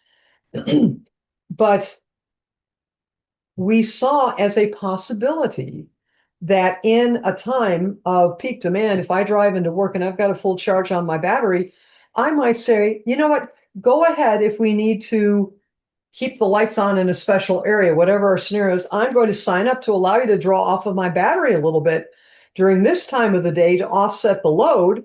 And then either in the morning or later in the day, go ahead and charge when the demand is less. That's actually one of the things we as engineers and software developers thought about is you've got these battery storage devices in your parking lot. As long as we're not going to wear out the battery and it can be coordinated properly, why not use them as a resource? So this is something we thought about, and it could be viable under different circumstances, right? So you're looking at the level twos and the neighbors, right? When we were talking, and he's like, yeah, we're going to get one of those level twos in here because it was taking forever to charge, right? So they had an EV without the level 2. They did. And I remember I stopped in to see what he had, and he had the charger on the wall, and the electrician was going to be coming in. So let's stop there. The electrician was going to be coming in to install the level 2 charger. So if you want to be able to charge your car or one of those in 6 to 30 hours. Wow. Okay. Yeah. Right. And so I'm going to guess that many of the people who are so excited about electric vehicles don't think about the electrical distribution panel in their home. Oh, why would they? They probably don't even know they have one. I didn't. Exactly. I don't know what the hell that is. In fact, I'm going to drop down to this one. We're going to do this. We might bounce up to the other, but we've already touched on a lot of this. So level 1, level 2, level 3. So this is just a standard 15 amp circuit, right? That's all. I can do a 15 or a 20 amp. That's nothing. That's your hair dryer. That's your computer. It's the normal appliances, things like that. Level 2, 240 volts. So this is your electric wire, okay? Up to 80 amps. I don't know what that means. And I'm going to give you a for instance. Before homes started getting so much larger, and before people had all of the electrical devices in their homes, the older homes, I know when I bought my first couple of homes, I was like, well, is that 100 or a 200 amp service? It was standard to get a 100 amp service. So your entirety of your home, the electrical panel in your home, a basement or wherever that was. Oh, gotcha. Could produce 100 amps. That was as you have the different circuits. I'm taking these wires. These are my kitchen lights. These are my bathroom lights. And this is my utility room. So each one of those things in the box can do maybe 20 amps, typically 15 to 20 amps. So that's the size of the circuits. Well, I can't tell you exactly what year, but I know when I bought my house in 2001 in Minnesota and was looking at it, I had a 200 amp service. Okay. But all my breakers had been wired to. I had my garage was all wired. It was a 2.5 car garage. I had all the other things. I don't recall I had an extra circuit that I could have wired in. And this is actually up to 80 amps. So one typical circuit, 20 amps. Equivalent of 4 circuits. So in your home, right, with your electric dryer, that has that big old dual breaker, right? That's there. You would need something like this. A, you're going to have an electrician come in. B, you're going to have to buy that level 2 charger and the infrastructure for it. 3, does your circuit breaker panel have the extra capacity to power this level 2 charger? Or are you going to need to work with the electric company to be able to bring in more power to your home talk about added costs. Yeah. So right there, economically, does that even make sense? And then, Yeah. by the way, you're I don't paying the know. power company every time. Right. Yeah. So one of the things to think about, it's not just, oh, I bought it and I plug it in. And here, Right. from a few years ago, this was the little charging packet, has adapters, it's got extension cords, things like that. This level 3 is when you get into those charging stations, right? When you're driving and you'll find a shopping center that has the EV. Right. Okay. Yep. Walmart has the EV chargers. There's one of the favorite places we like to go in Sedona, right? They had a whole Oh yeah. Yeah. slew Yeah. of charging stations there. Yep. Parking in town, there's usually a space or two dedicated to the EV chargers, right? But then you're going to be paying whatever the price is at that charger. At your Right. home, you know what costs, but if you're out on the road and you need to go into one of these charging stations, and they have apps that will show you, I think I've got a slide. I think the next slide goes into mapping out where the charging stations are, but it's a little more challenging to bypass the more expensive charging station and wait for the less expensive charging station than it is to, oh, they're 5 cents more per gallon. I'm going to go to that gas station over there. Right. And I suspect that the more remote you are, the more supply I would think. demand, right? Well, and also takes more to get those things set up out there and to maintain them. And Exactly. To service them, as you were saying yeah, earlier, yeah. right? And you need the infrastructure to get there. Are you going to run power wires to that? Are you Right. going to put one of those godforsaken wind turbines there or have solar? I mean, how do you get the power to it? It doesn't just automatically, Yeah. right? People don't think about that, or I'm sure there are some, but they don't think it all the way through. And that's what's so disturbing about this is people are being hoodwinked. And that's the other thing is I feel and I strongly believe that most people want to do the right thing. Agreed. Agreed. I But know I they, laugh and everything. It's just the looking down your noses at me that gets me, that's right. But Yeah. I agree. I think typically anyway, the people that have those, they want to be doing the right thing. They do. Yeah, they really And do. they are being hoodwinked. That's the word, Yeah. because it is a wash job. Yeah.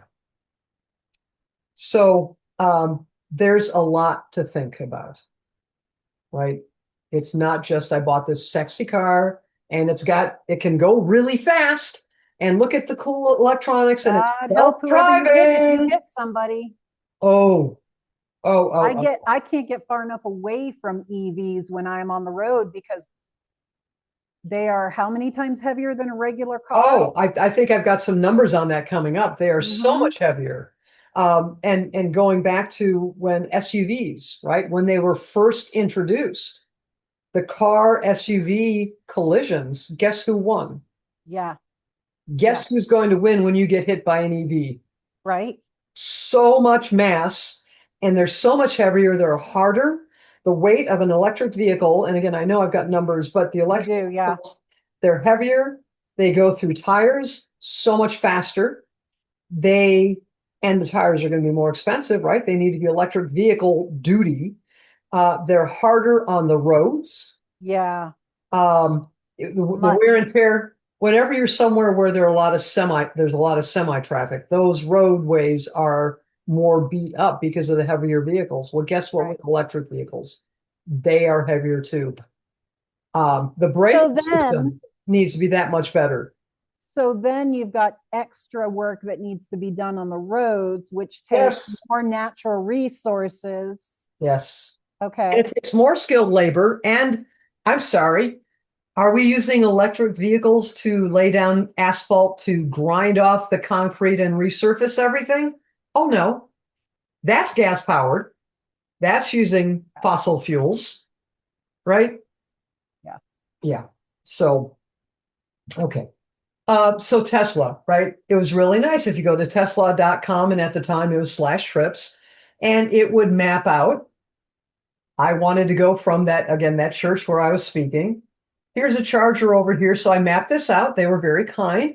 There's a place called Agua Fria, which apparently has some really great petroglyphs, by the way, if you go hiking Oh, there. okay. Yeah, I just saw something about Go that. check it out. Yeah, and it says, go get a charger for 5 minutes, top yourself off, Wait, because we know you can't get there. And then, oh, by the way, go to Kingman, Arizona. And there's okay. certain parts of Kingman that are fine. There are other parts, at least in the past, that were not so fine. And you're going to sit there for 30 minutes. What are you going to that are fine? Yeah, not many. I just wanted to at least leave a little gray area. I wouldn't stop there Let's and be charge. real. If you're not somebody from Kingman, Yeah, you do Kingman not. is not, had I not spent time in Kingman because my son Yeah. lived there, Mhm. and even so, right? Yeah, I would not want to have to sit for 30 minutes for 30 or minutes. hours or whatever. No, Yeah. thank you. Not with somebody seeing that I can't get away. Exactly. Oh And no, it's you are very literally desolate. sitting duck. It's very desolate for most of that trip. Yeah, And right. then you're going to go to Vegas. Well, you and I have driven that a number of times. It's very desolate in many places. Oh yeah. Yeah. So just stop and think about it. Places to just be. Right? And oh, by the Into way, I've got my family in this. Yeah, exactly. Or maybe my dogs. Right. Exactly. Right? That's right. Or just me in there. And I don't want to be a sitting duck when I'm in places that I'm not that sure about, and it becomes necessary to stop there. I'm as efficient, as quick in and out as possible. Oh yeah, there are times that I won't even do a whole tank of gas where I'm at. It's like, okay, this will be enough to get me to where I know I'm safe. Correct. Yeah. So and then I'm uncomfortable, right? Exactly. So, that's right. And so there was that. And again, they make it very helpful. These little red dots are where you can go, but I don't see many of them. And adding more of them just. It's if you're in Phoenix, right? Or Yeah. if you're just going from Phoenix to maybe Staff and back or something. But like. Well, you just reminded me of something. We just like, oh, I want to go see this. And we take off and we go. We do. And we know we can properly plan. Yeah. And be on the fly as well. It's like, oh, better grab some gas. But that reminded me when you're saying about Phoenix, one of the company you and I both worked at together. I think he was our controller. He came up to Flagstaff. He lives in the Phoenix area. And he came up to Flagstaff for the day. And he has an electric vehicle that he was so proud of. He has a Tesla. You told me about him. Yeah. Oh, yeah. Well, the words out of his mouth were, I don't have much of a charge remaining, but it's going downhill because Flagstaff is at 7,000 feet. Sedona is at 4,000 feet. I can coast most of the way until I get to that charger in Sedona, and then I'll charge up my Tesla to then go all the way home. And oh, by the way, from the interstate to the charger in Sedona is quite the desolate road. And yes, it is. Ways. Yes, it is. Okay. So that was the reality of an intelligent person. I will drift. I'm going downhill most of the way so I can make it there. Now, I've done that on plenty of occasions, but that's because I was a single mom of 2 boys and we were broke. Oh, great. Right? Yeah. Oh, yeah. I taught my kids how to transmutate the gasoline to go further, like the oil. Yes. Right. Yeah. So we would work on how do we transform that so that we get more out of it. Right. Exactly. But that is not, I didn't pay $80,000 to be able to do that or whatever. For a car that you need to coast. Come on, man, that's a lot of money to pay to be like, what coast? I might not make it. Oh, that's okay. I've got this sexy Tesla or Rivian or whatever that brand is that you're driving. Yeah, baby. Okay. It's unintended consequences. I don't get it. Okay. Yeah, neither do I. So anyhow, then the other thing, right? This one cracked me up is, right? So how do you get around that? Well, there are very innovative people. This one right here's EV mobile charging, AAA. If you get stranded by the side of the road, we've got our AAA little trailer that we'll pull out and we'll give you a quick charge. Or this guy right here, I think is one of my favorite. is Right? he's just pulling his gas-powered generator so he could go cross country. That seems safe. Yeah. Yeah. So these are some I'm of the clearly realities. missing the appeal because I don't see, I've tried. I Me truly too. don't see any appeal to them at all. Yeah. But that's me. And this is why we need to not be forced one way or the other. You want to have an electric car? Coolio. I'm Yeah. going to keep my distance. Mhm. Well, that's why I'm going to keep loving Mother Earth just the way she is. exactly. You That's know? right. And that's why when my colleague had said, "Hey, you want to ride my Tesla?" I'm like, "I've never been in one. Right. Sure, let me see what it's all about." Right. Not And for impressed. me, I just, because of the battery itself, I'm such a Oh yeah. sensitive empath. There's no fucking way I could get in one of those Oh things. There's no yeah. way. Hmm. Absolutely not. I go into, I mean, I went into Best Buy for too long one Oh time. yeah. We were in there for like 2 hours because my son was looking around for some things he wanted. Yeah. And I ended up having to go to the doctor because I was so sick. Yeah. And it turned out that I had EMF poisoning from Best Buy. Yeah. He was Which like, "You can't do that. What are you thinking?" He's like, "We've well, talked about this. You order online or you know exactly what you're getting. You go in, you ask somebody where it is, you get it, you buy it, you get the hell out. You don't 2 hours in there." I no, was poisoned for like 2.5, 3 weeks. I would believe that. I'm not getting in an electric car with that battery. No way. Well, now I know I could not get in it because it came to the point where fluorescent lights in the office building, I couldn't think. Yeah. And I had to turn off the office lights and I had task lighting. Right. And yeah, people will likely say you're a wingnut, or other words, I don't care. It's affecting my health. Yeah. And you are in a metal box sitting on top of a mattress-sized battery that has it's generating EMF, and they tell you to be careful about your cell phone too close to your head. I know, right? I mean, you can see there are images of what the Oh cell yeah, battery does to yeah, your brain. What the hell is that mattress size battery doing to you? exactly. And I've got your EMF meter. I'll be Right? Yeah, yeah. that would be In fun. fact, there are a couple places in our community that I'm going to wander around and do some EMF measurements. Just do a little bit of we've got one charging here. Let's actually Right? look Yeah. at Right. those details and the neighbor. And when I found out they put in that level 2, I'm like, oh, thank God there's a house between my house and his house. Well, and okay, so people who do know me, great. People who don't, think What a whatever you want. But I was a world renowned exorcist for over yes. 25 years. So I know what I'm talking about when it comes to that, right? Mhm. I went to do an exorcism in Phoenix area. And the people had a Tesla and they had the charger on the wall. It looked more like, I don't know. I mean, it didn't look the same as the dryer thing, but maybe that's because what they had over it, but Yeah, whatever. it'll look different. Okay. So I'm clearing this house of all this demonic stuff. And I'm like, how? How do they have so much stuff in this house? It doesn't make any sense. Yeah. And so I keep getting pulled to the garage, right? Because Hmm. the one that I showed you, she had the being that the Tesla camera was picking up, but she looked and there was nobody there. So Teslas Uh-huh. also often pick up ghosts. Yes. And they had to fix that without telling the public that that was happening.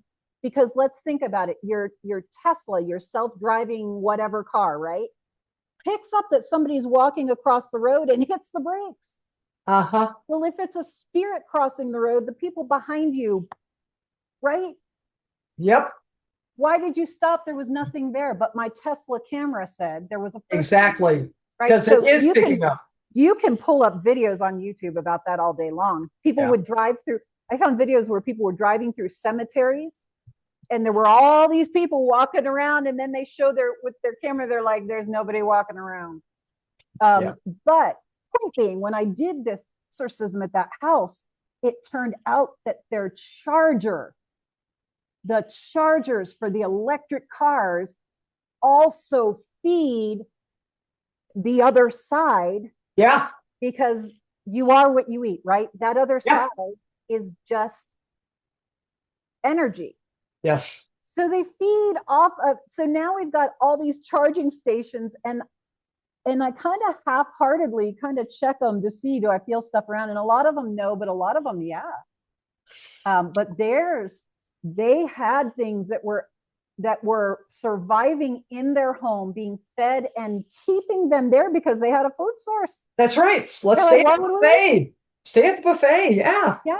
And so, I mean, their kids were having addiction issues that they hadn't had before. The couple was fighting like nobody's business. Oh. That just everything was a mess. Yeah. We cleared the house and they definitely saw some changes, but I had to tell them, look, you've got that charger there. You're going to be drawing stuff nonstop. Yeah. Because you just essentially set up like a little hot dog stand. Truly. Yeah. No. Well, it's funny because where there are charging stations in my little community, right? I am very aware of how close I walk to them. And there's actually a prime parking space that I would love to park in.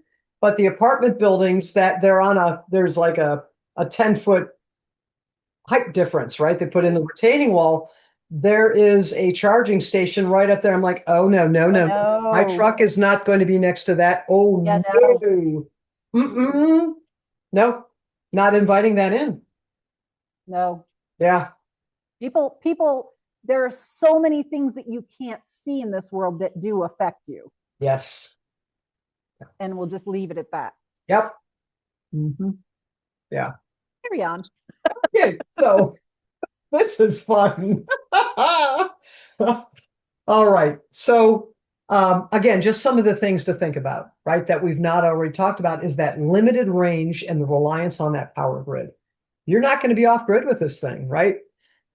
And so again, we talked about this a little bit, mass evacuations, whether it's hurricanes and wildfires. And then the other thing we've not brought up is, again, when you have one of these natural disasters, they shut off the power. Because if you're in a fire, you're in a hurricane, you don't want to have the live power wire. So now what are you going to do?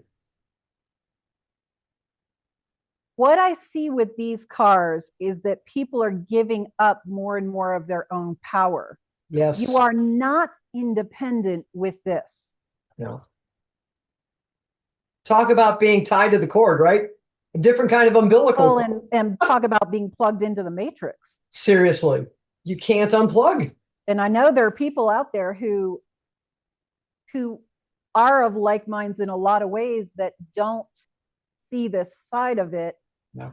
That may be ticked off hearing this. Yeah, well, that's okay.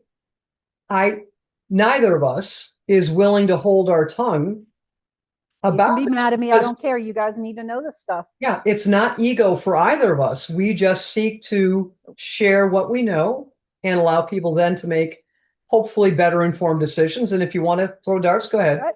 That's okay. Yeah. Get the information, then make your choice. Yeah. I can't imagine making that choice, but whatever. No. Especially not at the prices they charge. No. Exactly. And it will be interesting as people are like, oh, I'm upset. And oh, by the way, they're not going to last long. So you've put all that money into it, and they're going to find that they have to undo what they've done and redo it completely. And I understand that hydrogen will be the way it goes. Agreed. Yep. So this is all going to be a waste of money for people. And oh my God, the medical issues they're going to have. That right there. Enter the pharmaceutical companies. Mm-hmm. Yeah. Because if you're sitting on that big battery, cancer is pretty much a given. Mm-hmm. For you, your kids, your pets, whoever's in there. Yep. And again, I am really sorry to people who don't want to hear this. It's not just about they could shut your car down. You think about what just the lithium battery itself. Right. Well, X-rays, MRIs, all those things. How often do you want to be in one of those tubes, right? Or in the MRI tube? You're putting yourself in that car every day. Oh yeah. Yeah. Mm-hmm. To each their own, right? Exactly. Yeah. And then EMP, the electromagnetic pulse, right? There are weapons that are used for crowd control and for other things. There are. And I'll say, like with my truck, I'm like, damn, it's a 2013. It's too new. It's too new. So it will be taken out. Yep. Older vehicles, my little VW Bug that I had, my first car, that would have been perfect. And I who want to knows, say it's pre-1980, okay. that you want to get. Yeah, I want to get an older vehicle just so I can have Yep. that. Yeah, That's what a lot of people do because exactly. their the EMP weapons, right?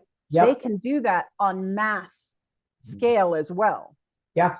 So it could be all of Phoenix shut down. Yeah, just one pulse and we're dead. Right? That's it. Nobody's going anywhere. That's right. Got a regular fuel car. You're misbehaving. Yeah, right? Without all those electronics, you're misbehaving, whatever that means. We want you to stay right where you are. You're not going anywhere. Conveniently. That's right. Yeah. I mean, that's one of the reasons I hung on to my 2002. Now it still has some computers in it, but it's a much less. Yeah. So I just new engine in my 2002 and I'll fix her up over and over and over again. I'm good. Oh yeah. Oh yeah. Mm-hmm. And so again, just a question to folks at the very bottom is like, why are the limited ranges being promoted? Well, kind of keep you something to think about, people. What does that mean? So there you go. We're going to move on now. The computerized control. All right. So again, a lot of my career as an engineer, creating the machinery itself, right? Large pieces of air conditioning equipment down to small, other types of products. But for at least 20 of the years that I was working in parallel, I was involved with the software side, not writing the software. Yeah, I can write code, but I don't want to. That's not where I'm happy, right? And I've worked shoulder to shoulder with software developers, some very, very good ones, and some not so good. Make you nervous to have a self-driving car, do they? Exactly, right? And so some of the things is, and again, yes, AI eventually, hopefully if the right side wins the AI battles, but these are humans and the humans need to think about things. I can tell you, I've worked with software developers that it's like, why is it doing that? Oh, I didn't think about that. So when I would design product, one of my big things when I was a product owner or product manager or whatever, program manager, whatever it was you wanted to call me, application engineer, I would spend oodles of time specifying and writing down, not necessarily the how. There were times where I'd have how if it had to be a systems thinking approach, but write your code the way you do, but here are the what's. If this happens, don't let this happen. Or if this happens, then we need this, right? Again, going back to cursive writing and map reading. You need to have that type of mental ability to think about the what ifs. Yeah. And you're still not going to get all of them, but you're going to have fewer of them that are, oh shoot, right? Right. Going back to the troubleshooting, you don't know until you get long enough into the life cycle of a product, and we're going to talk about life cycles, to realize, oh shoot, we didn't think about that. We didn't think people would use it that way. We didn't think it would act that way, whatever it happens to be. Right. You need to have enough time passed to know what you missed, or to know how people are going to be using the product that you hadn't thought about it, or environmental conditions, whatever it is. But it comes down to, you've got chip manufacturers, right? We've all seen semiconductors, right? They're all in everything. And someone has to write the code, and there are different layers of code depending on where you are, right? Right. Fair, yeah. But that is a human that's writing that's coding it, that's testing it. Are you testing the edge cases, right? We always called it the happy path. Is it working the way it's supposed to? That's the happy path. But then what about the edge cases? What about ad hoc testing, as in, I'm just going to do these bunch of things and see how that software is going to respond. Try to break it, but you need a certain level of maturity. That's part of the job. Right. And you need to have the maturity, and your organization needs to have the maturity to not rush the product out the door before it's thoroughly tested. And how many of them have that maturity and that discipline versus race to market? And how many of them are being pressured to race Right. to market and just pretend they don't see things Ding, ding, ding, ding, facade, right? because their job depends on it. Their job depends on it. Their shareholders. Oh, Train, and I'm going to say it flat out loud. We had a CEO at Train who sucked the R&D portion of it, sucked it dry. We just were a carcass for a while there on the control side. And it took a number of years to right that ship because he wanted the shareholders to look good. So he got a golden parachute when he left the company. And that's why we're talking, why Taerie was saying, follow the money. Yeah. Yeah, because people think because a product is on the market, it's all cool. And that is just not the case. Nope. That's right. That's right. So that's where a lot of this is, here's one, right? Every possible scenario, but the other is when the battery is overheating, what do you shut down? How do you keep it from overheating, right? Batteries overheat. When you charge them, they heat up. So that's the other thing is, and I've not looked at it recently, but like these, the more rapidly you charge things with your cell phone, when you're going from a lower battery and you put it on your charger, that bugger gets hot. Yeah. What's your car's battery doing? Your Tesla battery. And the faster you charge it, how is that affecting the battery life? How is that affecting it heating up and everything else that's involved in there? And what software code, because there's code, software is written to manage its battery management, right? There is software to do it, but is that the most optimal way or the safest way? Or what decision did they make? As in, we don't care. That's a $10,000, $20,000 battery. Who cares if it dies 6 months earlier? We were able to charge your battery faster. They got their part done. Correct. That's all that matters. That's right. So there's that, right? And I will say, in talking with one of these software developers years ago, we started talking about autonomous driving vehicles. And he flat out said, and he was a sharp young man, was, well, what happens when you're driving, right? Your car, what have you programmed into your car? You can either go this way or that way. There's one person here. There's three people there. You can't go forward or you'll die. Which ones are you going to hit? Someone has to think about that in an autonomous driving vehicle. Right. Yeah. So they don't talk about that, do they?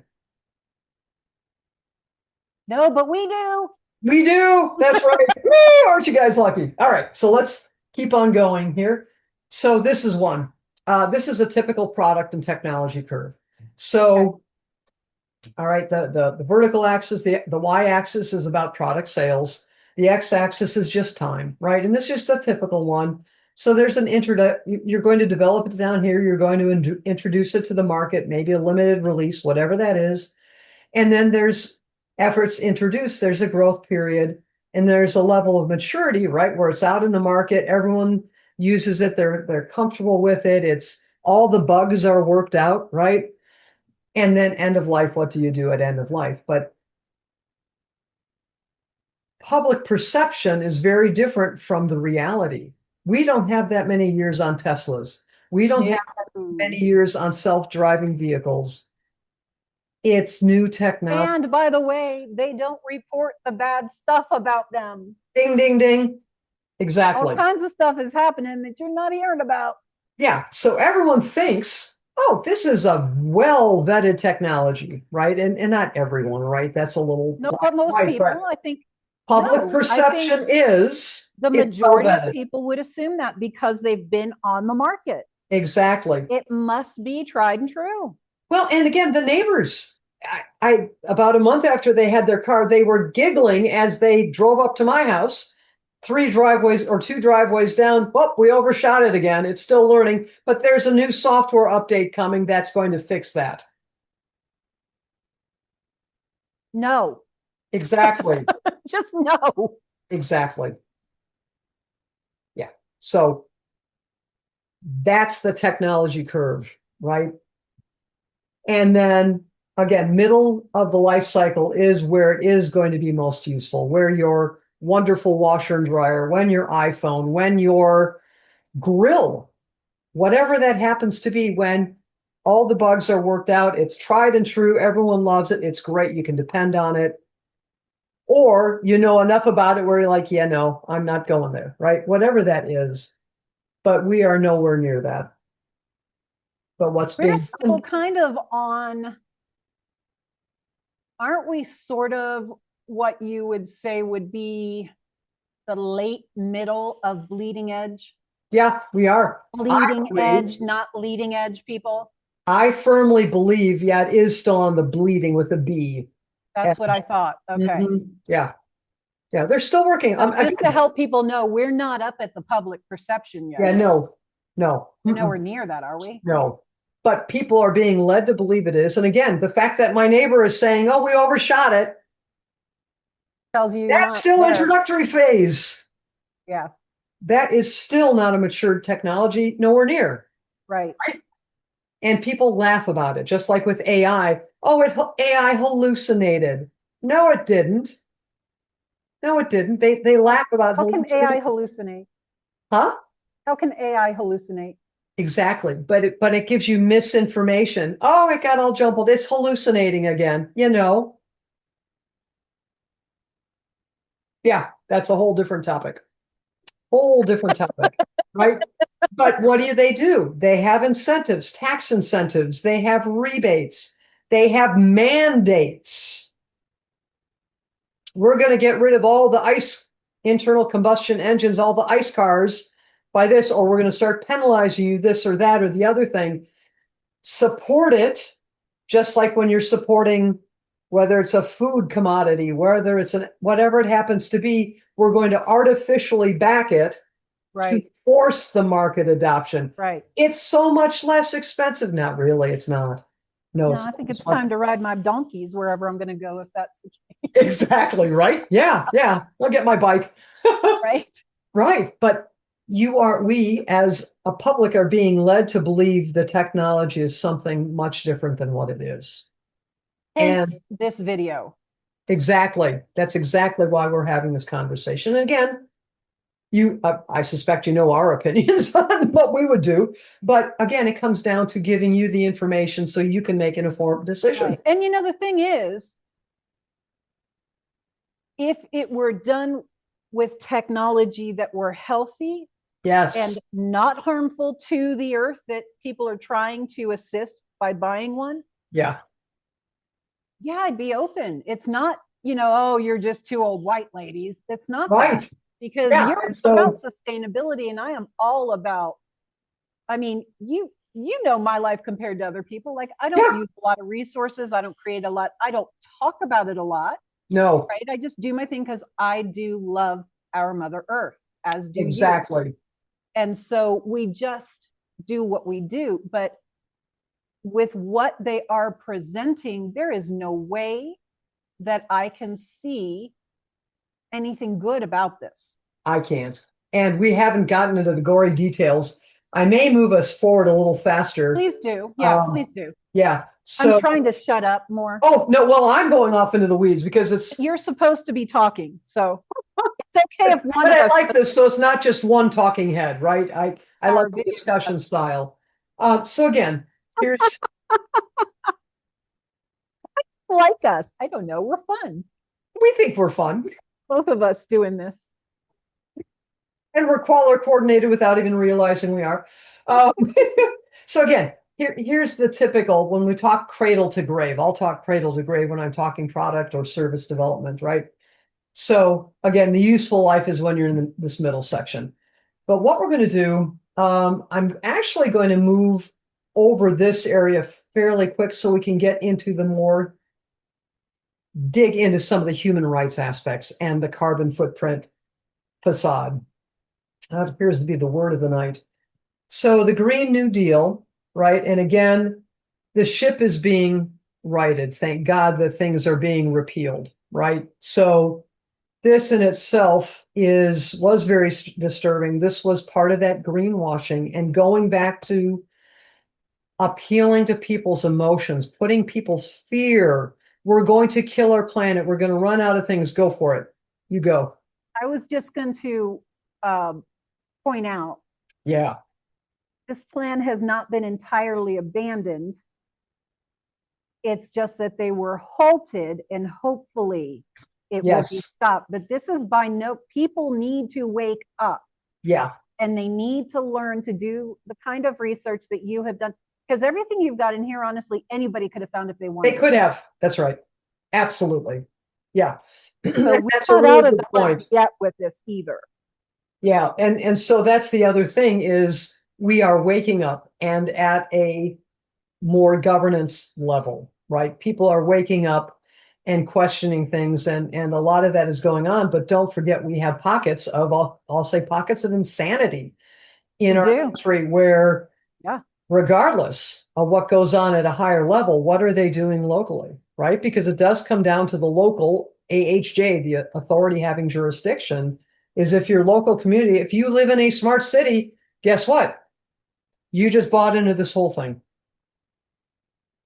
Right?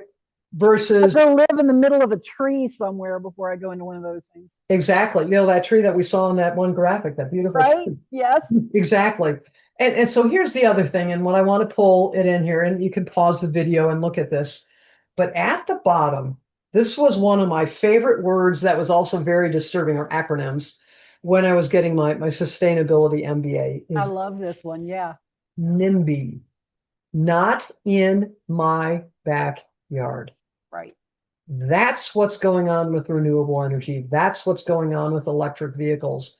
I can feel good about driving my Tesla because I'm not using all that harmful fossil fuel, even though I don't even know what that word means. I don't go to a gas station, right? I plug my car into the wall and then magically, without having a carbon footprint, right. Exactly. So much of this comes down to NIMBY, not in my backyard. All right. And so the other part of it, the environmental, social, government side of the world. Yes, there are some very beneficial things about this. And yes, there are some very disturbing things. That's where we got into this whole DEI nonsense, the diversity, equality, inclusiveness, or whatever the heck that means, where we have gone, not we, members of society have gone so far, astray. Yeah, merit had no place anymore in that. Exactly. And heaven forbid you're a white male, middle-aged white male. Yeah. Or other segments that are deemed to be villains, right?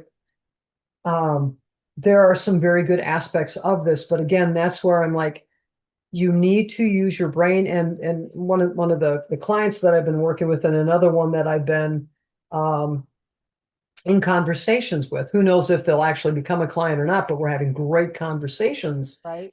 Is when I said something about sustainability, I could feel a little flinch on his part because they're no nonsense people. I said, I just want to let you know, I'm talking about real energy efficiency and sustainability and taking care of our environment, the dark sky, not because it sounds good and I'm getting a whole bunch of kickbacks. Right. And greenwashing. No, it's the real stuff. So there are some good things in here. So I'm not saying throw the baby out with the bathwater, but think about it. Or find someone who can help you think about it. And so again, some of these I have resources shown on here. Social credit scores. And I know we've definitely bumped up. And again, let's go back to smart cities, right? Ooh, your credit score is off. We're not going to give you access to your money, or you can't drive your car, or you can't buy groceries. We're going to cut you off from food. That is a possibility, folks. Or it's water. An absolute. Yeah. It's an absolute. You've exceeded your meat limit. No more meat. You've exceeded, you've used too much water. That's it. It's done. Exactly. Right? Yeah. That is a reality. It is a People very, have no clue. no. And that's where you have to question things. And it's good anyhow, right?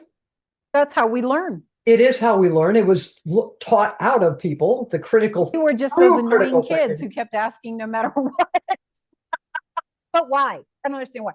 Exactly. That's right. Or I'll find out why and I'll Why my show you. algebra teacher told me I was like the devil incarnate. And she couldn't Right? believe she Because you had ask me questions. again for a Right? second one. Yeah, And I exactly. said, but why does X equal such and such? Exactly. She couldn't tell me. That's We not have the my triangle that problem. says find X and you circle, here's X. Because you can't tell me, Miss Teacher? Okay. Right. Right. As a teacher, you should have 2 to 3 ways of explaining things to people because people learn in different ways. Right. Um, and again, now that we're getting more of the cryptocurrency, there are discussions of more of the digital currency and all of that, that increases the possibility of abuse. And Yes, it does. And so when, and it's a matter of when, not if, when you start hearing things about digital currency rollouts and all these other things, I can tell you that I am going, and both of us, we're going to be looking so closely at these things. Oh, yeah. What are they trying to slide under the radar, slip in? Remains to be seen. Question everything. Everything. And not Stick just with question it, right? But question it and then dig to find the answers. Don't And not just from have some Wikipedia. authority figure tell you the answers because you Right. don't. And not just from Wikipedia. Don't grok it. Don't chat GPT it. Whatever the crutch of the day happens to be. Remember, humans are involved in all of those. Right, with agendas. Hello. Exactly. That's right. So do your own thinking. Do your own real research as this and stuff comes out. and research what the side that you are not on is Yes. saying. You're Don't just one of the not. best at I don't want that. to hear what they say. I don't want to hear it. I don't want to hear it. You Listen are to one of what the they're best. saying and then check some facts Correct. because you've got like one of my daughters-in-law. She'll never see this, so it doesn't matter. Well, exactly. But her version of doing her homework is going on to the forums like Reddit with her little groups that think exactly like she does. Yep. And she will tell me she has done her homework on something that, no, I've done my homework. Exactly. Right? Yeah. I research. She doesn't understand. I research the sides I don't like too. Oh, yeah. You are so good at that. Right? Because you can't decide that, no, the side I'm on is right and everybody else is. That's not research. No.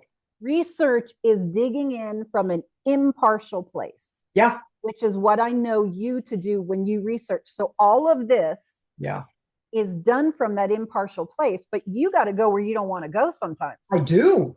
And I would love it if we had, I think the concept of electric vehicles is really cool.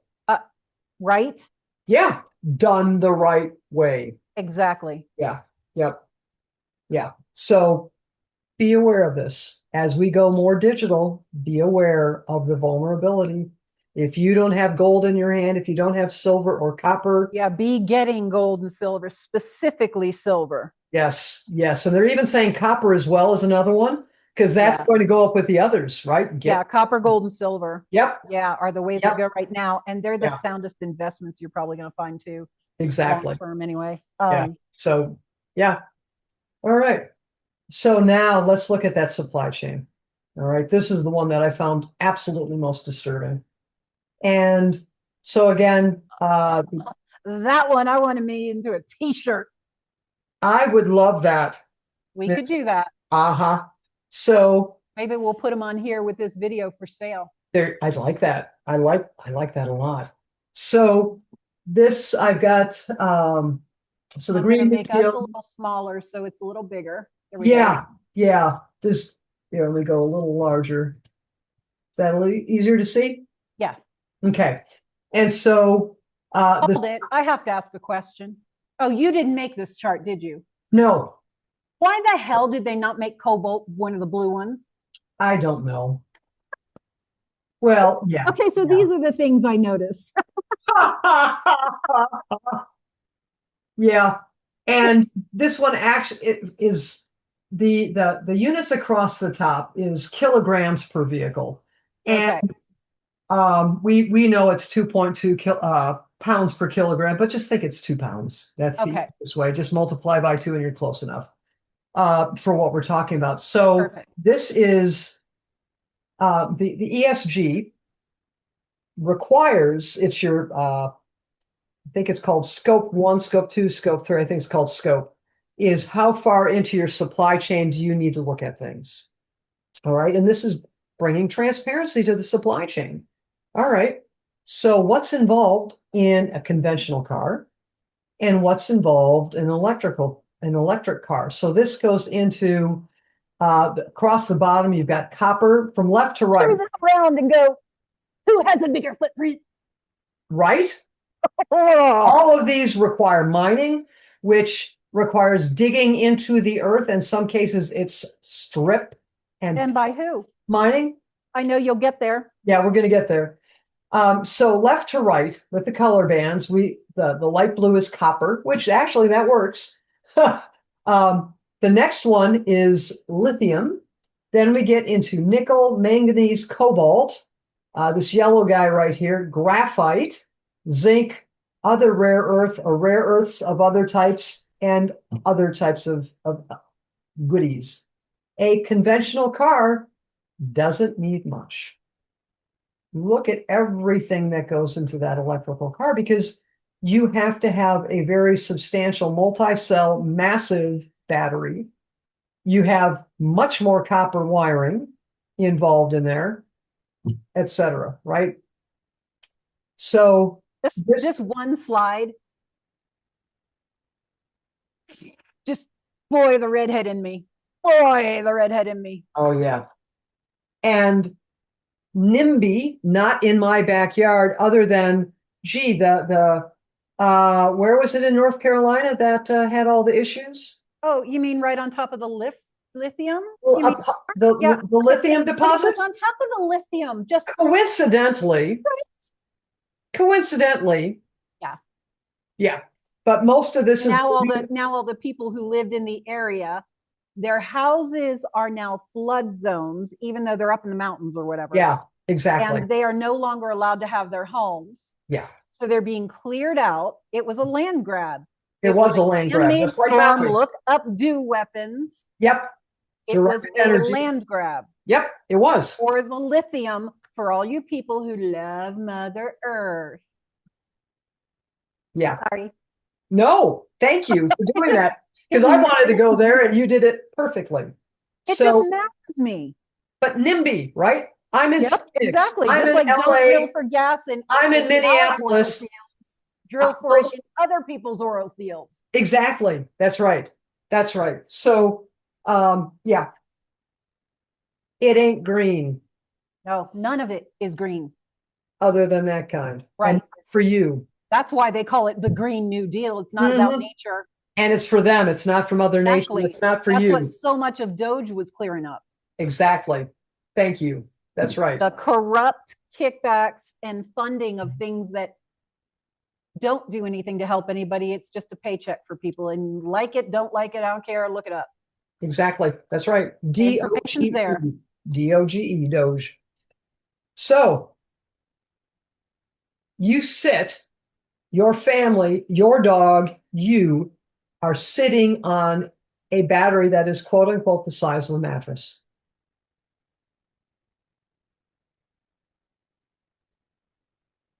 What about that is not disturbing? Not this girl. Yeah, nor I. Not this girl.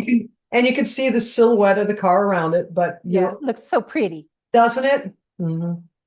It's so simple in there. What is that? The devil comes disguised as a beautiful woman, beautiful car, a beautiful. I'm sorry, guys. This is the dirty technology. Yeah. When we're making things with the clean technology, yippee, we can all celebrate them, but this is not it. This is not it. They've taken something and bastardized it. They've flipped it. Yeah. How can we make it as most lucrative for us? and frankly detrimental to you. Right, Because we want because to milk you from as who much gets money as paid? possible. Who gets paid Yeah.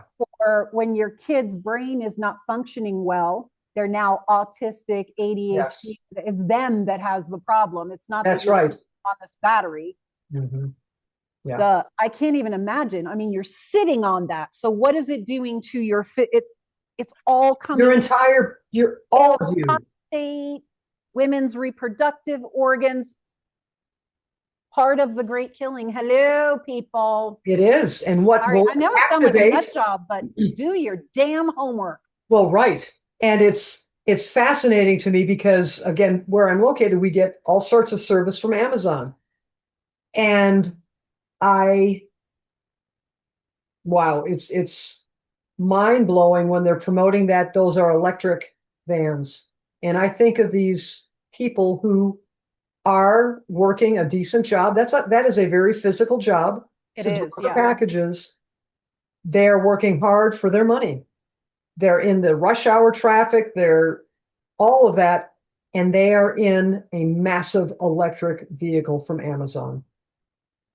Yep. Anyhow, moving on. No, that one slide to me it's literally gut wrenching because people don't have a clue what they're doing to their families. They really don't. The people who realize what they've done down the line, can you imagine how those people are going to feel? No, I can't. I don't want to be in their shoes. Period. No. My child just has gone through months and years of chemo, and they died at 11. Right? All because I had a Tesla. Yeah, and this is not exaggeration, people. This is legit. Do your homework. Yeah. She's giving you a lot to jump off of. Yeah. There's a lot. Take that and, prove her wrong. Yeah, that would be great. Right? I would love. Do the homework to prove her that she's crazy. But right? Seriously. Homework because and that's the thing about science and frankly engineering as well is, all right, until proven otherwise, this is where we are. But you've given me new information. Wouldn't it be great if we could embrace this? However, what we have found through the years as we have in person talked to people get some of this and they're like, oh crap, and they go do their homework and they see, ooh, yeah, she wasn't wrong. No, in fact, we are underplaying the situation. We really are, yeah. Yeah, we're not going after your emotions. We are passionate, but we're not trying to get you angry, fired up. We don't do manipulation. We don't, not at all. No. I can tell you, I wouldn't be in one. Oh, no. Yeah. However, yeah, I've done my homework and I know that does not fit me and who I am. Exactly. My energy, I would not do well with that. No. But I did my homework. Right. And I, as an engineer and someone who does speak about this, I thought, all right, let me see what the big deal is. One it's not going to hurt me. Right. But then I think of that particular coworker, and within 6 months of that, he seemed to could have been a coincidence, but there were all sorts of health problems he was experiencing. Anyhow, that could be correlation, not causation, but prove me wrong. You're muted. Dear, you're muted. I can't hear you.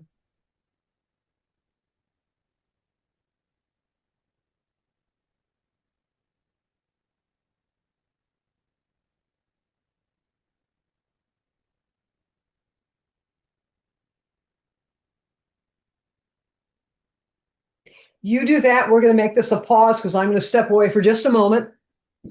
And then we've got about 15, 20. All right. So here is another example or another way to look at. Ooh, I like this one. Okay. Yeah. Yeah. With the rare earth elements. So again, these gold circles are for electric vehicles. The brown circles correlate to a gas car. So it's just another way. Yeah, we are the bane of the Earth's existence with our regular cars, aren't we? We are. We should be ashamed. We should be. We should be. And then again, I just found it to be fascinating because people look at things in different ways. Right. I love this slide, actually. I really like it. Thank you. And so here again is another way of looking at these minerals, these rare earth elements. And again, different things like you need steel, you need iron, you need aluminum, things like that. But this does a nice comparison. But the one that we're going to deep dive in is cobalt. Take this down here. There we go. We're going to look at cobalt. And this particular infographic, there are 7 steps shown in here. So this is the supply chain, and you need cobalt for that EV battery. And yes, there are folks, I think VW, when I was last looking at it, was looking at ways to recycle batteries. And so battery recycling technology is... But we look at it after they're already on the market for a long time. That, and it's dangerous to disassemble the batteries too. Right. They can explode. So, but again, product development should have nailed it, the whole cradle to grave. You would think. You would think. It's just a different kind of grave. Get them to market. We'll worry about that later. That's what companies do. They do, which appalls me every time I would run into it. It's like, but, which is part of why I had to be very selective of where I worked and finally had to hang out my own shingle. Enough. Right. We are pretty rough on the nations and the countries within Africa. Oh boy. The continent of Africa. Yeah. And cobalt mining is one that fits in there. And so cobalt being extracted from, I believe is it the Democratic Republic of the Congo? I think that's what DR stands for. I think so. But it's from the Congo. Mined in the Congo. Okay. Then the cobalt gets sent to a metals market in a major city, brought, again, going to a subsidiary, in this case, Kinshasa. And China has the market in cobalt, by the way. Then you need to come down here. You go to a smelting plant. Then we need to do more processing. Then we're going to be selling in the market. And then finally, at the very end, and we'll be taking a look at how many miles this is, you finally get into the batteries to be used in smartphones and electric vehicles and things like that. But cobalt is they're kind of the canary in the EV coal mine, if you will. Gotcha. Okay. Yeah. So talk to me about your carbon footprint. Right. I mapped this out. Here's your supply chain. So from the DRC, the Congo, to China is nearly 6,000 miles. And then to get from China to the United States, sure, it could probably go the other way around, but we're not. 7,000 miles. So approximately 13,000 miles, planes, trains, and automobiles, ships, all that great stuff.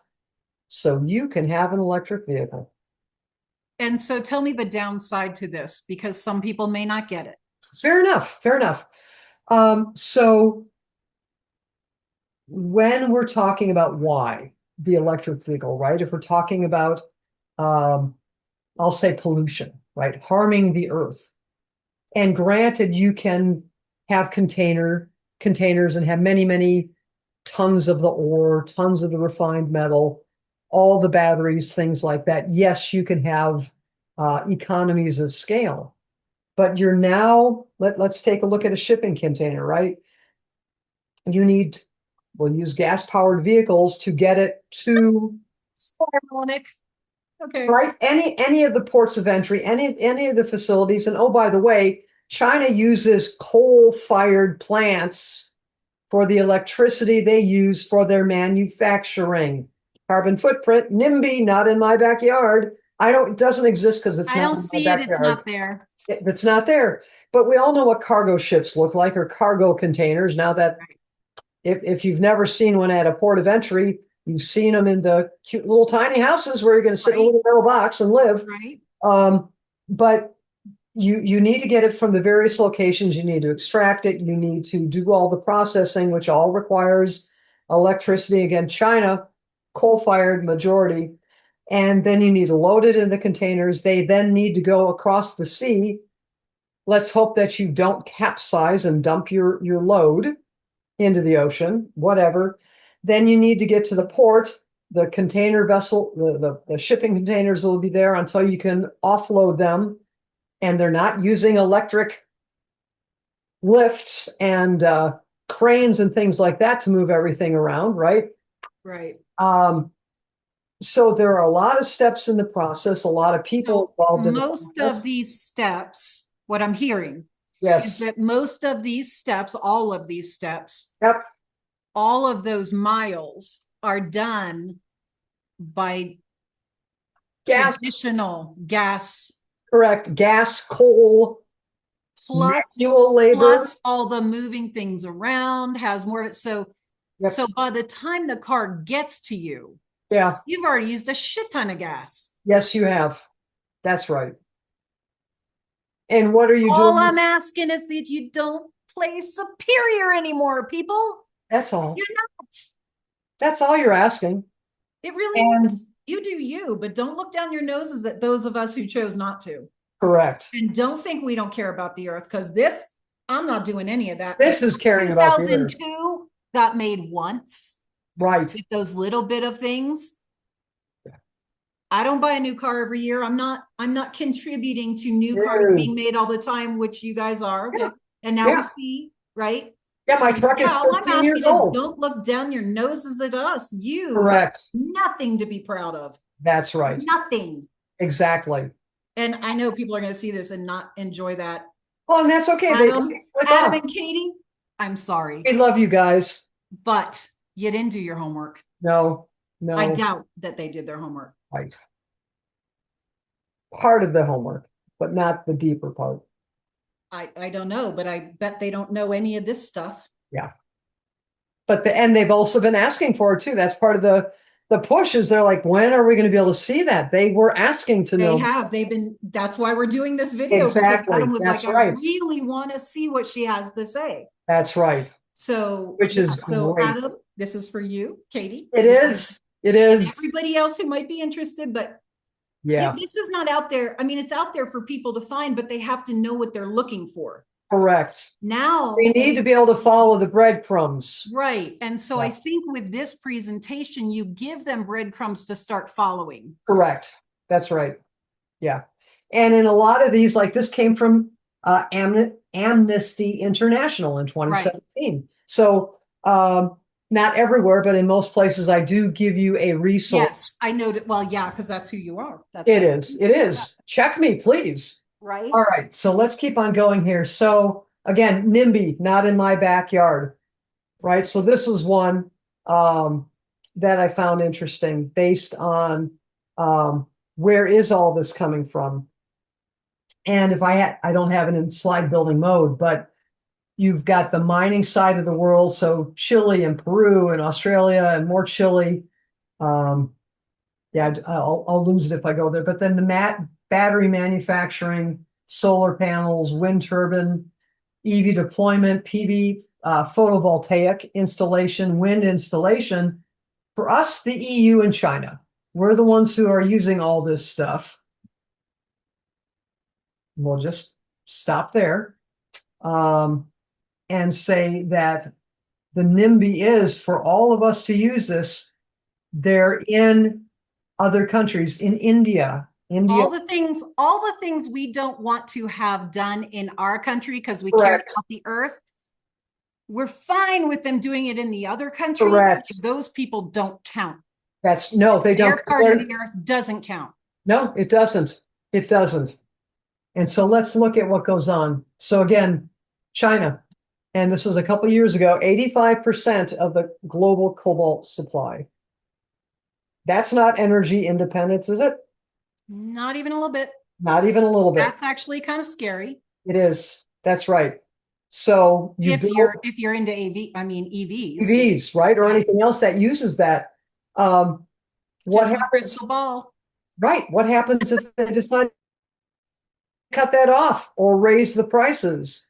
I've got a 3-year-old EV and the battery died and I need a new battery. Oh, that's going to cost $50,000 or whatever it is, right? I think it's 10 or They're 20,000, at least the last time. insane. The batteries are like buying another car. Well, and you're sitting on the freaking battery, so the car needs to be pulled apart, if you will, to get to that battery. Right. After someone thought about You're how not to changing service it on the side of the road. No, and it's not going to be a drive-in, drive-out at AutoZone or something like that, right?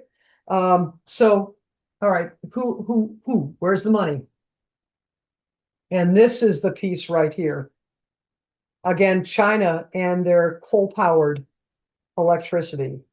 And if anyone was paying attention when they had the Beijing Olympics, they forbade anyone drive anywhere in China so they could clear the air pollution because it was so bad. So anytime that these people who think like we do our best not to buy made in China stuff, right? There are a lot of reasons, but this right here is part of it. Correct. I don't think their people should have to live in that either. They shouldn't. Well, and buy another electric car. When I was in China, and it was Shanghai, and the Bund, it's that tall tower with a little circle, right? And I've got a screenshot of that, is my hotel. It took about a week of being there before I could finally see it from my hotel room, and it was 2 blocks away. Wow. Yeah. Yeah. So all of this made in China stuff, people, this is what we're doing to them. Yeah, exactly. And whether you like China or not, your beef is probably with the government, not the people. Yeah, the people are wonderful. They're lovely. Many people are wonderful, wonderful people. They really are. And we're outsourcing our pollution to them so we can feel good about driving an EV or having solar on our home, right? All right. This. Oh, God, yeah. This is a tough one. It's got to be shown and it's got to be said. Yep. And again, holier than thou nonsense. I kept this. I could have made it a much more visceral graphic. Yeah, but we don't do that. This was enough because we're not trying to evoke that emotion. No, that's not healthy. That's not good. But the hidden risk, right, is there, it truly is child labor, modern slavery. Slave labor. It is. They don't have a choice. And it's not. And they are not treated well. No, they're not. I mean, look at this child. Rather than being able to go play soccer and get a Starbucks on their way to soccer practice, right, and drive there in the EV, right? This is this child's life or this person's life. These are human beings just like we are. They deserve. And they're, just so you guys know, they're disposable. Okay. If one of them is injured, sick, whatever, and they can't work for, get rid of them. And they do. And they don't mean send them to a home. No, they don't. And when I traveled to China, and I won't go into any of the details, but I had a colleague who'd been there. I said, do not give any, and this is with begging. He says, do not give any money to anybody who's begging. Right. Because they make it such that you feel sorry for them and you will give them money, and it just perpetuates what they do. Right. To do that. Yeah. They are a commodity. Yeah. Yeah. Yeah. So people need to understand that that car you feel so wonderful about is built on the backs of these children. Correct. Who are really, you want to do some homework, find out how these kids are treated and see how good you feel driving that car. Correct.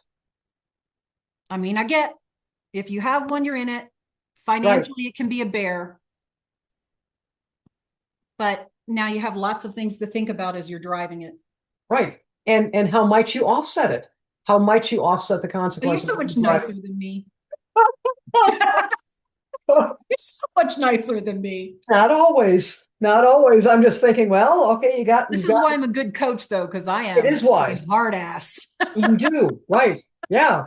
And there may be ways that you can find a way to offset what you've done. Right. Once that money's been paid and you're driving around in one, now what? Now, yeah. So, all right. All right. Again, we've talked about this a little bit enough. Yes.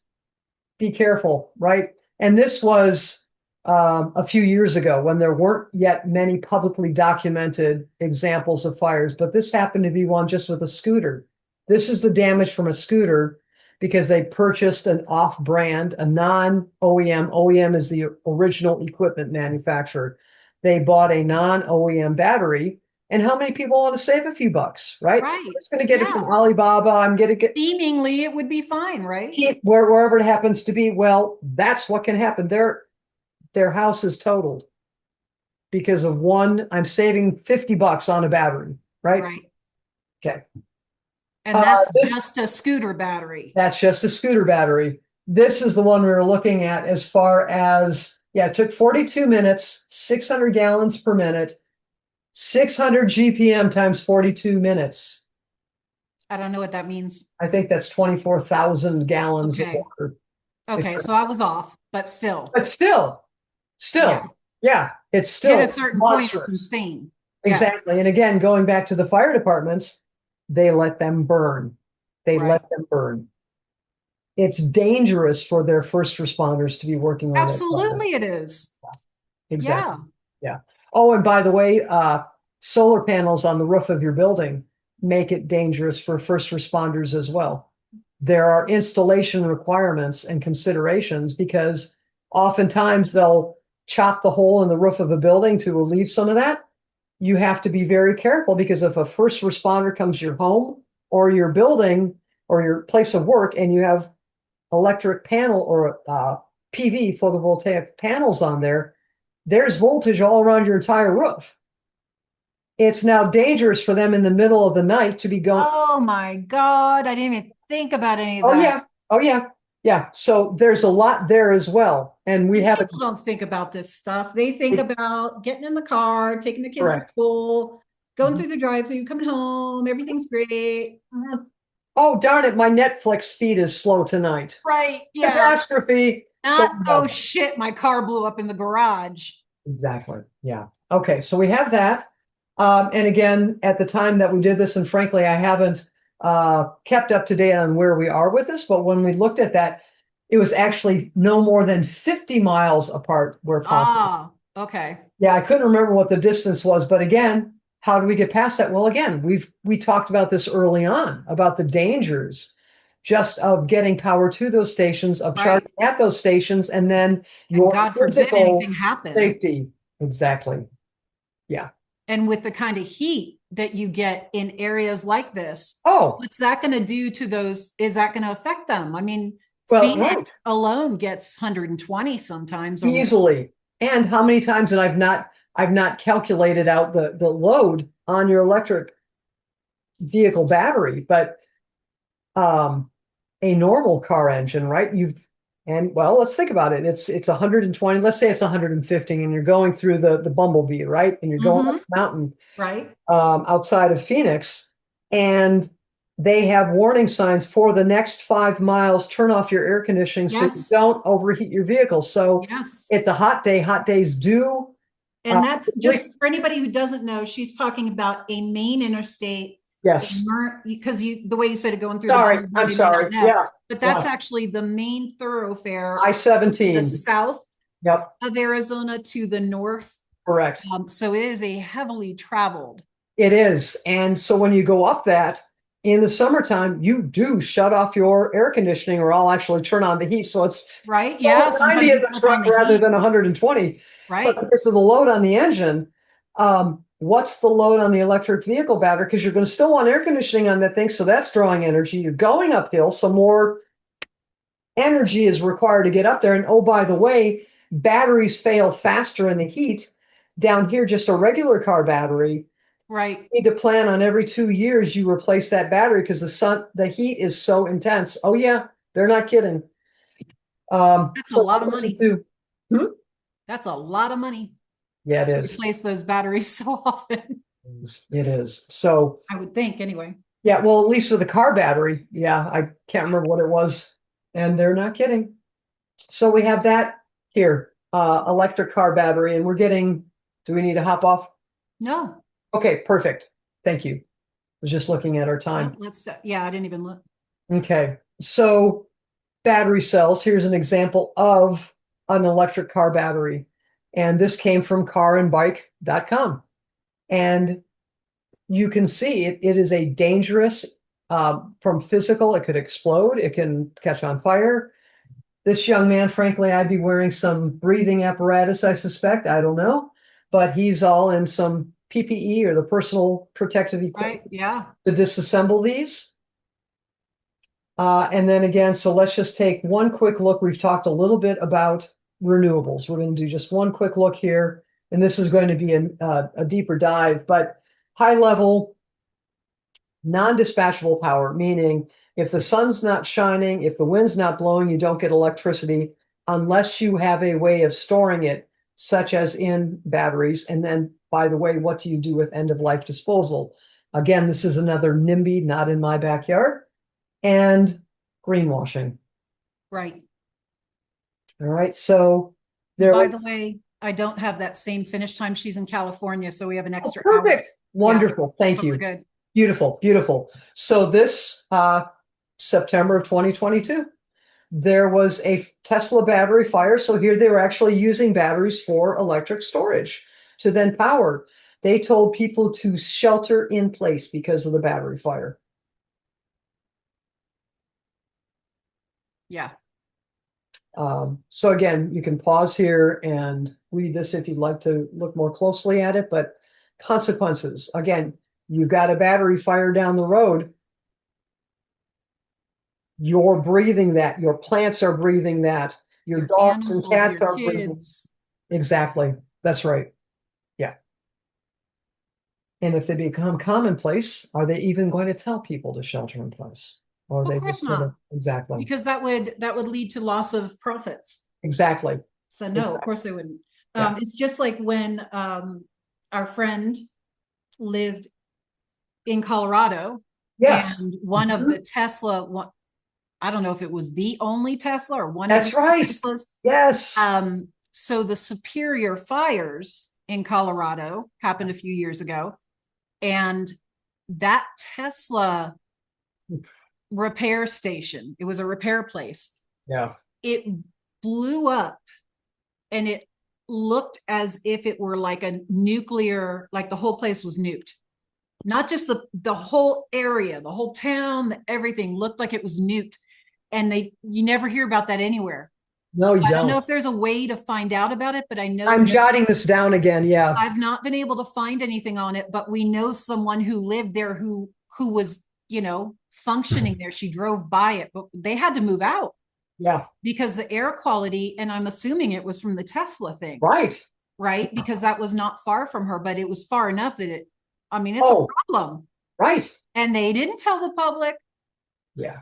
They did not tell, and that wasn't just one car, that was the whole thing. That was the whole service center. Yep. Yeah. Everything they had there. That's Yeah. right. Well, you think of when Mount St. Helens blew Yeah. decades ago, and the Midwest and the East Coast had the Oh, fallout for from that sure. Yeah, volcano. we had it in Florida. Yeah. Yeah. Yeah. Yeah. So more to think about. Wind turbine blades. So apparently we can recycle them into rice and gummy bears. They're trying to be very creative. Why they didn't go for like household products, I don't know. But food, yeah, let's put it in the food chain. Right? That's logical. And one of the deep dives that I've been chomping at the bit to do, and it's been on hold for a while, is to really get into the actual cost of producing these turbine blades. And I can tell you that, composites, right? The different materials that they make these, it's a very precise process. I can tell you that, again, at Train, it was one of the plants, I believe, in Colorado, that we had one of our elite controls guys go out to help them commission the plant. But the temperature control, the humidity control to make these properly, right? Because they have to cure, they have a whole process. It is a tight envelope. So just the energy in that manufacturing facility, it's not like I'm at the Ford plant and we can have the doors open if we really want to. Right. Or some of the other manufacturing facilities. No, this is precision control, because these things with the tip speed, I forget how fast the tip speed is on some of these things, but it's insanely fast with the rotation of these. You can't have these things flying apart. True. So the quality control has to be so spot on when you manufacture all of this. So from the point of manufacturing to transportation to installation to maintenance to end of life disposal, that whole cradle to grave total life cycle, incredibly So my expensive. guess would be that when they put out stats, Uh-huh. none of this is taken into consideration when they report the sustainability effects. I can't imagine anyone's being true about it. So that's like saying, I've got this company and I'm making millions of dollars, but in fact, your profit margin is like 1 cent per thing, and you're really only making $3,000 a month. Right. But my sales look good. Right. Yeah. Yeah. And I don't have the facts at the top of my head, but one of the things that probably within the past month or so came across was, again, how many pounds, I'll say, of petroleum products go into the manufacturing. Because again, Right. if you're heating and air conditioning, that's going to require petroleum. You're not doing that with heat pumps. Right. And even with electric, you can't electrify it that well enough. But then you have to transport it somewhere. I've got a photo. I did a road trip to Houston a few years ago and Right. went past a extended semi, carrying Yep. wind turbine blades. There were several of them along the way. So that's how they get transported. You're Yeah. not going to have an electric semi that's going to be able to go very far. Then you need No. it to get to the job site, or so let's go to the farmer's ranch, right? You're on the ranch and you need to prepare that land for it. You need to install the land. You need to get the equipment there to erect and commission this. You need to get the power wiring to it. I think people don't realize that they have power going to them. Probably not. They don't. I would be willing to guess, if anybody's watching this, let us know. put in the comments if you Yeah. thought that they were just wind powered, because they're not. Nope. Got to have wires, big ass wires. And again, this power, because it's quote unquote non-dispatchable. Again, if the wind doesn't blow, the wind's not being generated, or the power's not being generated. Oh, and Well, by look the what way, happened. Look what happened in Texas that year. All the turbines froze. froze. And just like an airplane wing, when you're iced, it's not going anywhere Yeah, those people were in some big trouble. for many days. Mm-hmm. Yeah, exactly. Yeah, so it's bad. But this was one that I'm like, are you kidding me? They chop up the wind turbine blades, and I think this was That can't be leaching into the water not at all or any of that, I'm sure. right. So let's just continue to assault poor Mother Earth. Under the guise of being kind to her. Right? We're being green. No, you're not. You're making green. Exactly. Yeah, you are. Green. Right. Yeah. And so it's not as pretty as it seems, or it might seem. Yeah. Yeah. Solar panels as well. How are you going to recycle those? Where are they going? But that's after they're off my house. So they just disappear and everything's fine. They do. Some guy comes and takes them and it's all good. It's all good. And they put new ones on and I'm happy. Everything's happy. And I got a tax incentive for doing that. Right. And all right, so are they going to a landfill? Where are they going? And think of, the metals and the chemicals that go into solar cells, right? The photovoltaics. Nobody knows what goes into those. They're magic. Or are we going to ship those off to China and India? One of the most eye-opening things, again, going back to, I feel good, I'm going to do my electronics, my e-cycling, right? My e-waste, electronics waste. And back around 2000 or so, that was a big deal as more people were doing electronics. And being a throwaway society rather than repair it or pay for something quality, things get trashed all the time. Oh, there's a new iPhone out. I've had mine 6 months. I want the new one, so I'm going to toss this out. Where does that go? There in my MBA program, I remember being absolutely appalled when I watched a movie that showed these people, I think it was India, pulling apart circuit boards and all the things they're telling you to stay away from. They were unsoldering components. And oh, by the way, some of those components get refurbished and put back into electrical devices. So going back to inferior quality things, but people are, again, just like the slave labor, maybe it's not slave labor, but that they're in the midst of all this e-waste. They're having to clean up the mess that is created by the people who think all this just magically appears and disappears. Correct. Again, NIMBY, not in my backyard. Yeah. So, yes. If you don't want it done here, don't buy something that needs it. Correct. Plain and simple. Correct. And oh, by the way, buying carbon credits. What a scam. Bullshit on that too, right? It just makes you feel good about jetting around the country. The airlines do that now. You can pay an extra price. I laugh so hard. I can just see them going, oh, got another one. Exactly. Pizza on Friday, guys. That's right. That's right. Yeah. So don't. I laughed so hard when I saw it. I'm sorry. When I saw that as an option when I booked my trip to Florida. Oh, sure. Yeah. So hard. Yep. Oh, yeah. Mm-hmm. All right. And so then the whole path forward, right?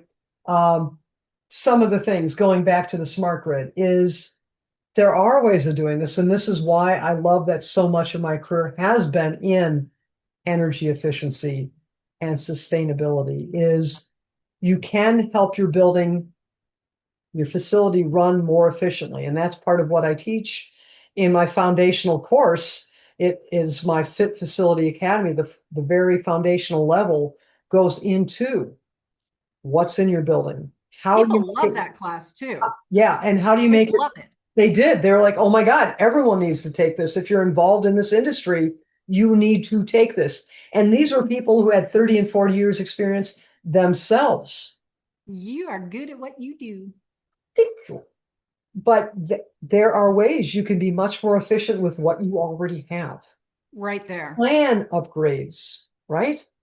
And again, fossil fuels, we are an energy independent country if we allow ourselves to be. It's not, everybody has been programmed to think it is the devil. Right? But people, that's because you've been programmed to think that. Mm-hmm. That's it. Correct. And oh, by the way, fossil fuel is not a finite thing. Not at all. Like that is a bunch of crap that they have fed us since we were kids. We Since were going to run out in a couple of years. Do you remember that over and over and over throughout? Oh, yeah. There's only enough to last the next 2 years. Well, we're 60 now and 60 plus. Yeah. So I remember the first fuel shortage where I was old enough to really comprehend what was going on. Oh my God, you can drive 55 double nickels. Right. That's the most energy efficient speed. And you line up to get your gasoline. Every other day, remember, are you an odd day or an even day? Yeah. Yeah. It was crazy. Right. Fabricated. Fabricated. It is not the devil. You are being told that. Correct. And it's part not of the agenda source. That's right. And it's no worse for the earth to get that out than it is all this other stuff, but you're taking a lot of it. Exactly. And no, you're not using child slave labor to do that. Maybe for coal mines, but we're not talking coal mines. No.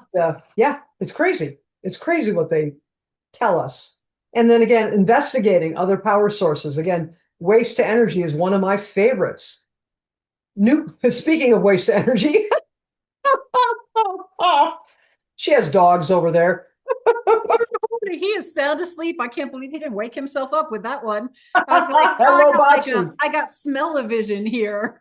You're talking about waste. Like, it was perfectly timed. Right. Perfectly timed. Bioeffluence is what that is. I love my fur babies, but yes, damn, fur baby. Okay. Maybe we have a visitor tonight. Nuclear. Right? Wasn't his, but okay. Nuclear, fuel cells, hydrogen. There are all sorts of evolving technologies. And when those technologies are allowed, when the technologies are allowed to thrive without being pushed down, what else is going to appear? Tesla The real Tesla, Nikola Tesla, not this other Not nonsense. somebody who hijacked it. Yeah. Exactly. But Nikola Tesla, he wanted free energy for everybody. That technology is That's the available. clean electricity that That's the clean. Edison That's and right. Yes. Carnegie, Yeah. those guys, JP Morgan, Yes. all of those guys, Yeah. they bought Edison Yeah. and they sabotaged Tesla's elephant thing, that his demonstration. Yep. So that because Edison's electricity you would have to pay for and they could control, and Tesla's would have been free for everybody.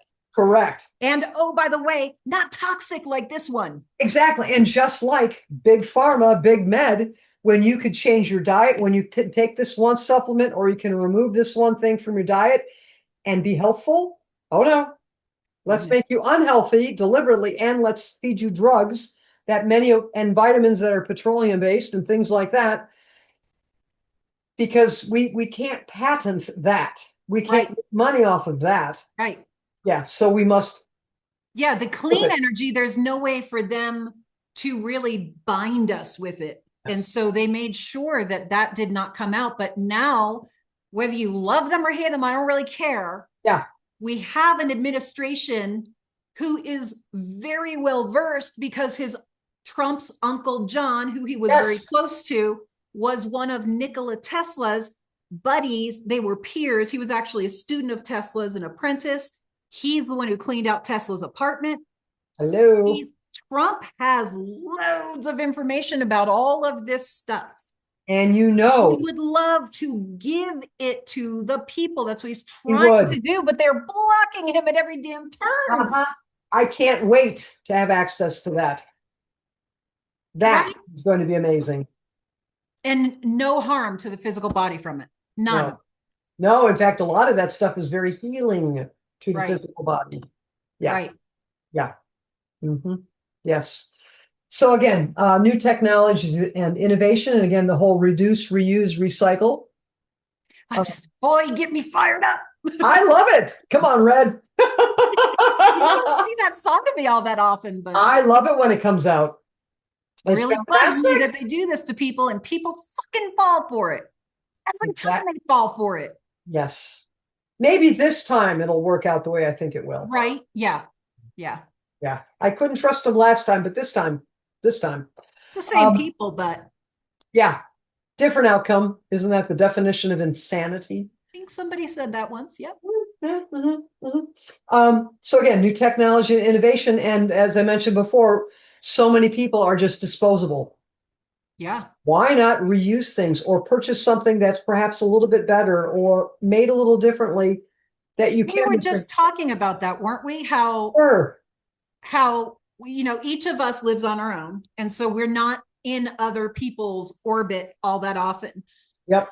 But when there are times that we're each of us right on our own, we're in other people's homes, the amount of garbage, garbage that they take out every week is mind-boggling. And those are people who are environmentally conscious.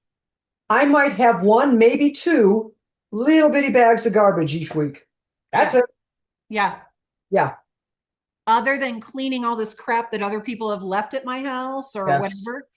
Yeah, I do. Honestly, I end up doing about one bag of garbage every 2 weeks. Yeah. Yeah. I don't. And my garbage bags are about a third the size of yours. Right. Well, and what I find is the majority of excess beyond that I have is I order something online, right? Yep. And it's a product this big. Yeah. That's it. And I've got a box that you could fit a trampoline in. Truly. Well, yeah, now I got to figure out what to do with the box. Right. Yeah. What the hell? It could have come in an envelope. Correct. Right? Uh-huh. But, all these companies are getting lots of kickbacks for being so ecologically concerned. Exactly. Yes. Yes. And then education investments. Trade schools. I think you know my opinion on the trades. And then STEM, science, technology, engineering, math, and STEM. let's make it STEAM and put arts in there as well, because arts and that creative process, and that is another. That's all part of it. It Yeah. is all part of that whole thing. So invest in these and have deep respect. Without tradespeople, we wouldn't have any of this. We need. Oh yeah, and if we don't get more tradespeople, we are going to be in. Correct. And again, this administration, I forget the name of the website, but they have a couple websites where they have the information about the whole, bring back the trades and promoting the education of skilled trades. And it's so important. And I'm sorry, if you've ever worked with your hands, and I bet a lot of people who are listening haven't. Right. And a lot of people have. God, that's true. Yeah. Oh, well, like that heartbreaking. That older man that I helped, I put a new screw in his belt buckle for him. And I couldn't figure out why it was like all up in my business until he's in his 70s, maybe early 80s. He says, I never was taught how to do these things. Wow. And he came from an affluent family. And well, yeah. Isn't that you hire somebody for that? It's lovely that he did, and he had different experiences, but he didn't know how to even pick out a freaking screw. Yeah. And he was fascinated by the fact that I could. And I was just doing what I do, right? And so many of us are. And I would love plumbing. Ooh, no, thank you. This is commercial building plumbing, and we're doing clean water supplies. But these people are artists. They are craftspeople. They are amazing what they can do. Yes, they are. Absolutely amazing. So much respect. And just to people out there, if you've never thought about respecting them, why don't you step back and actually think about what do they do? What would you do without them? Oh, yeah. As soon as your toilet clogs, it's kind of like toilet clogs. When people do the comparisons of what would the world be like without ants? Right? Oh, God, yes. What would the world be like without tradespeople? Wow. Right? And if people don't shift, we may find out. Exactly. That's right. That won't be pretty. No, it won't. Yeah. Yeah.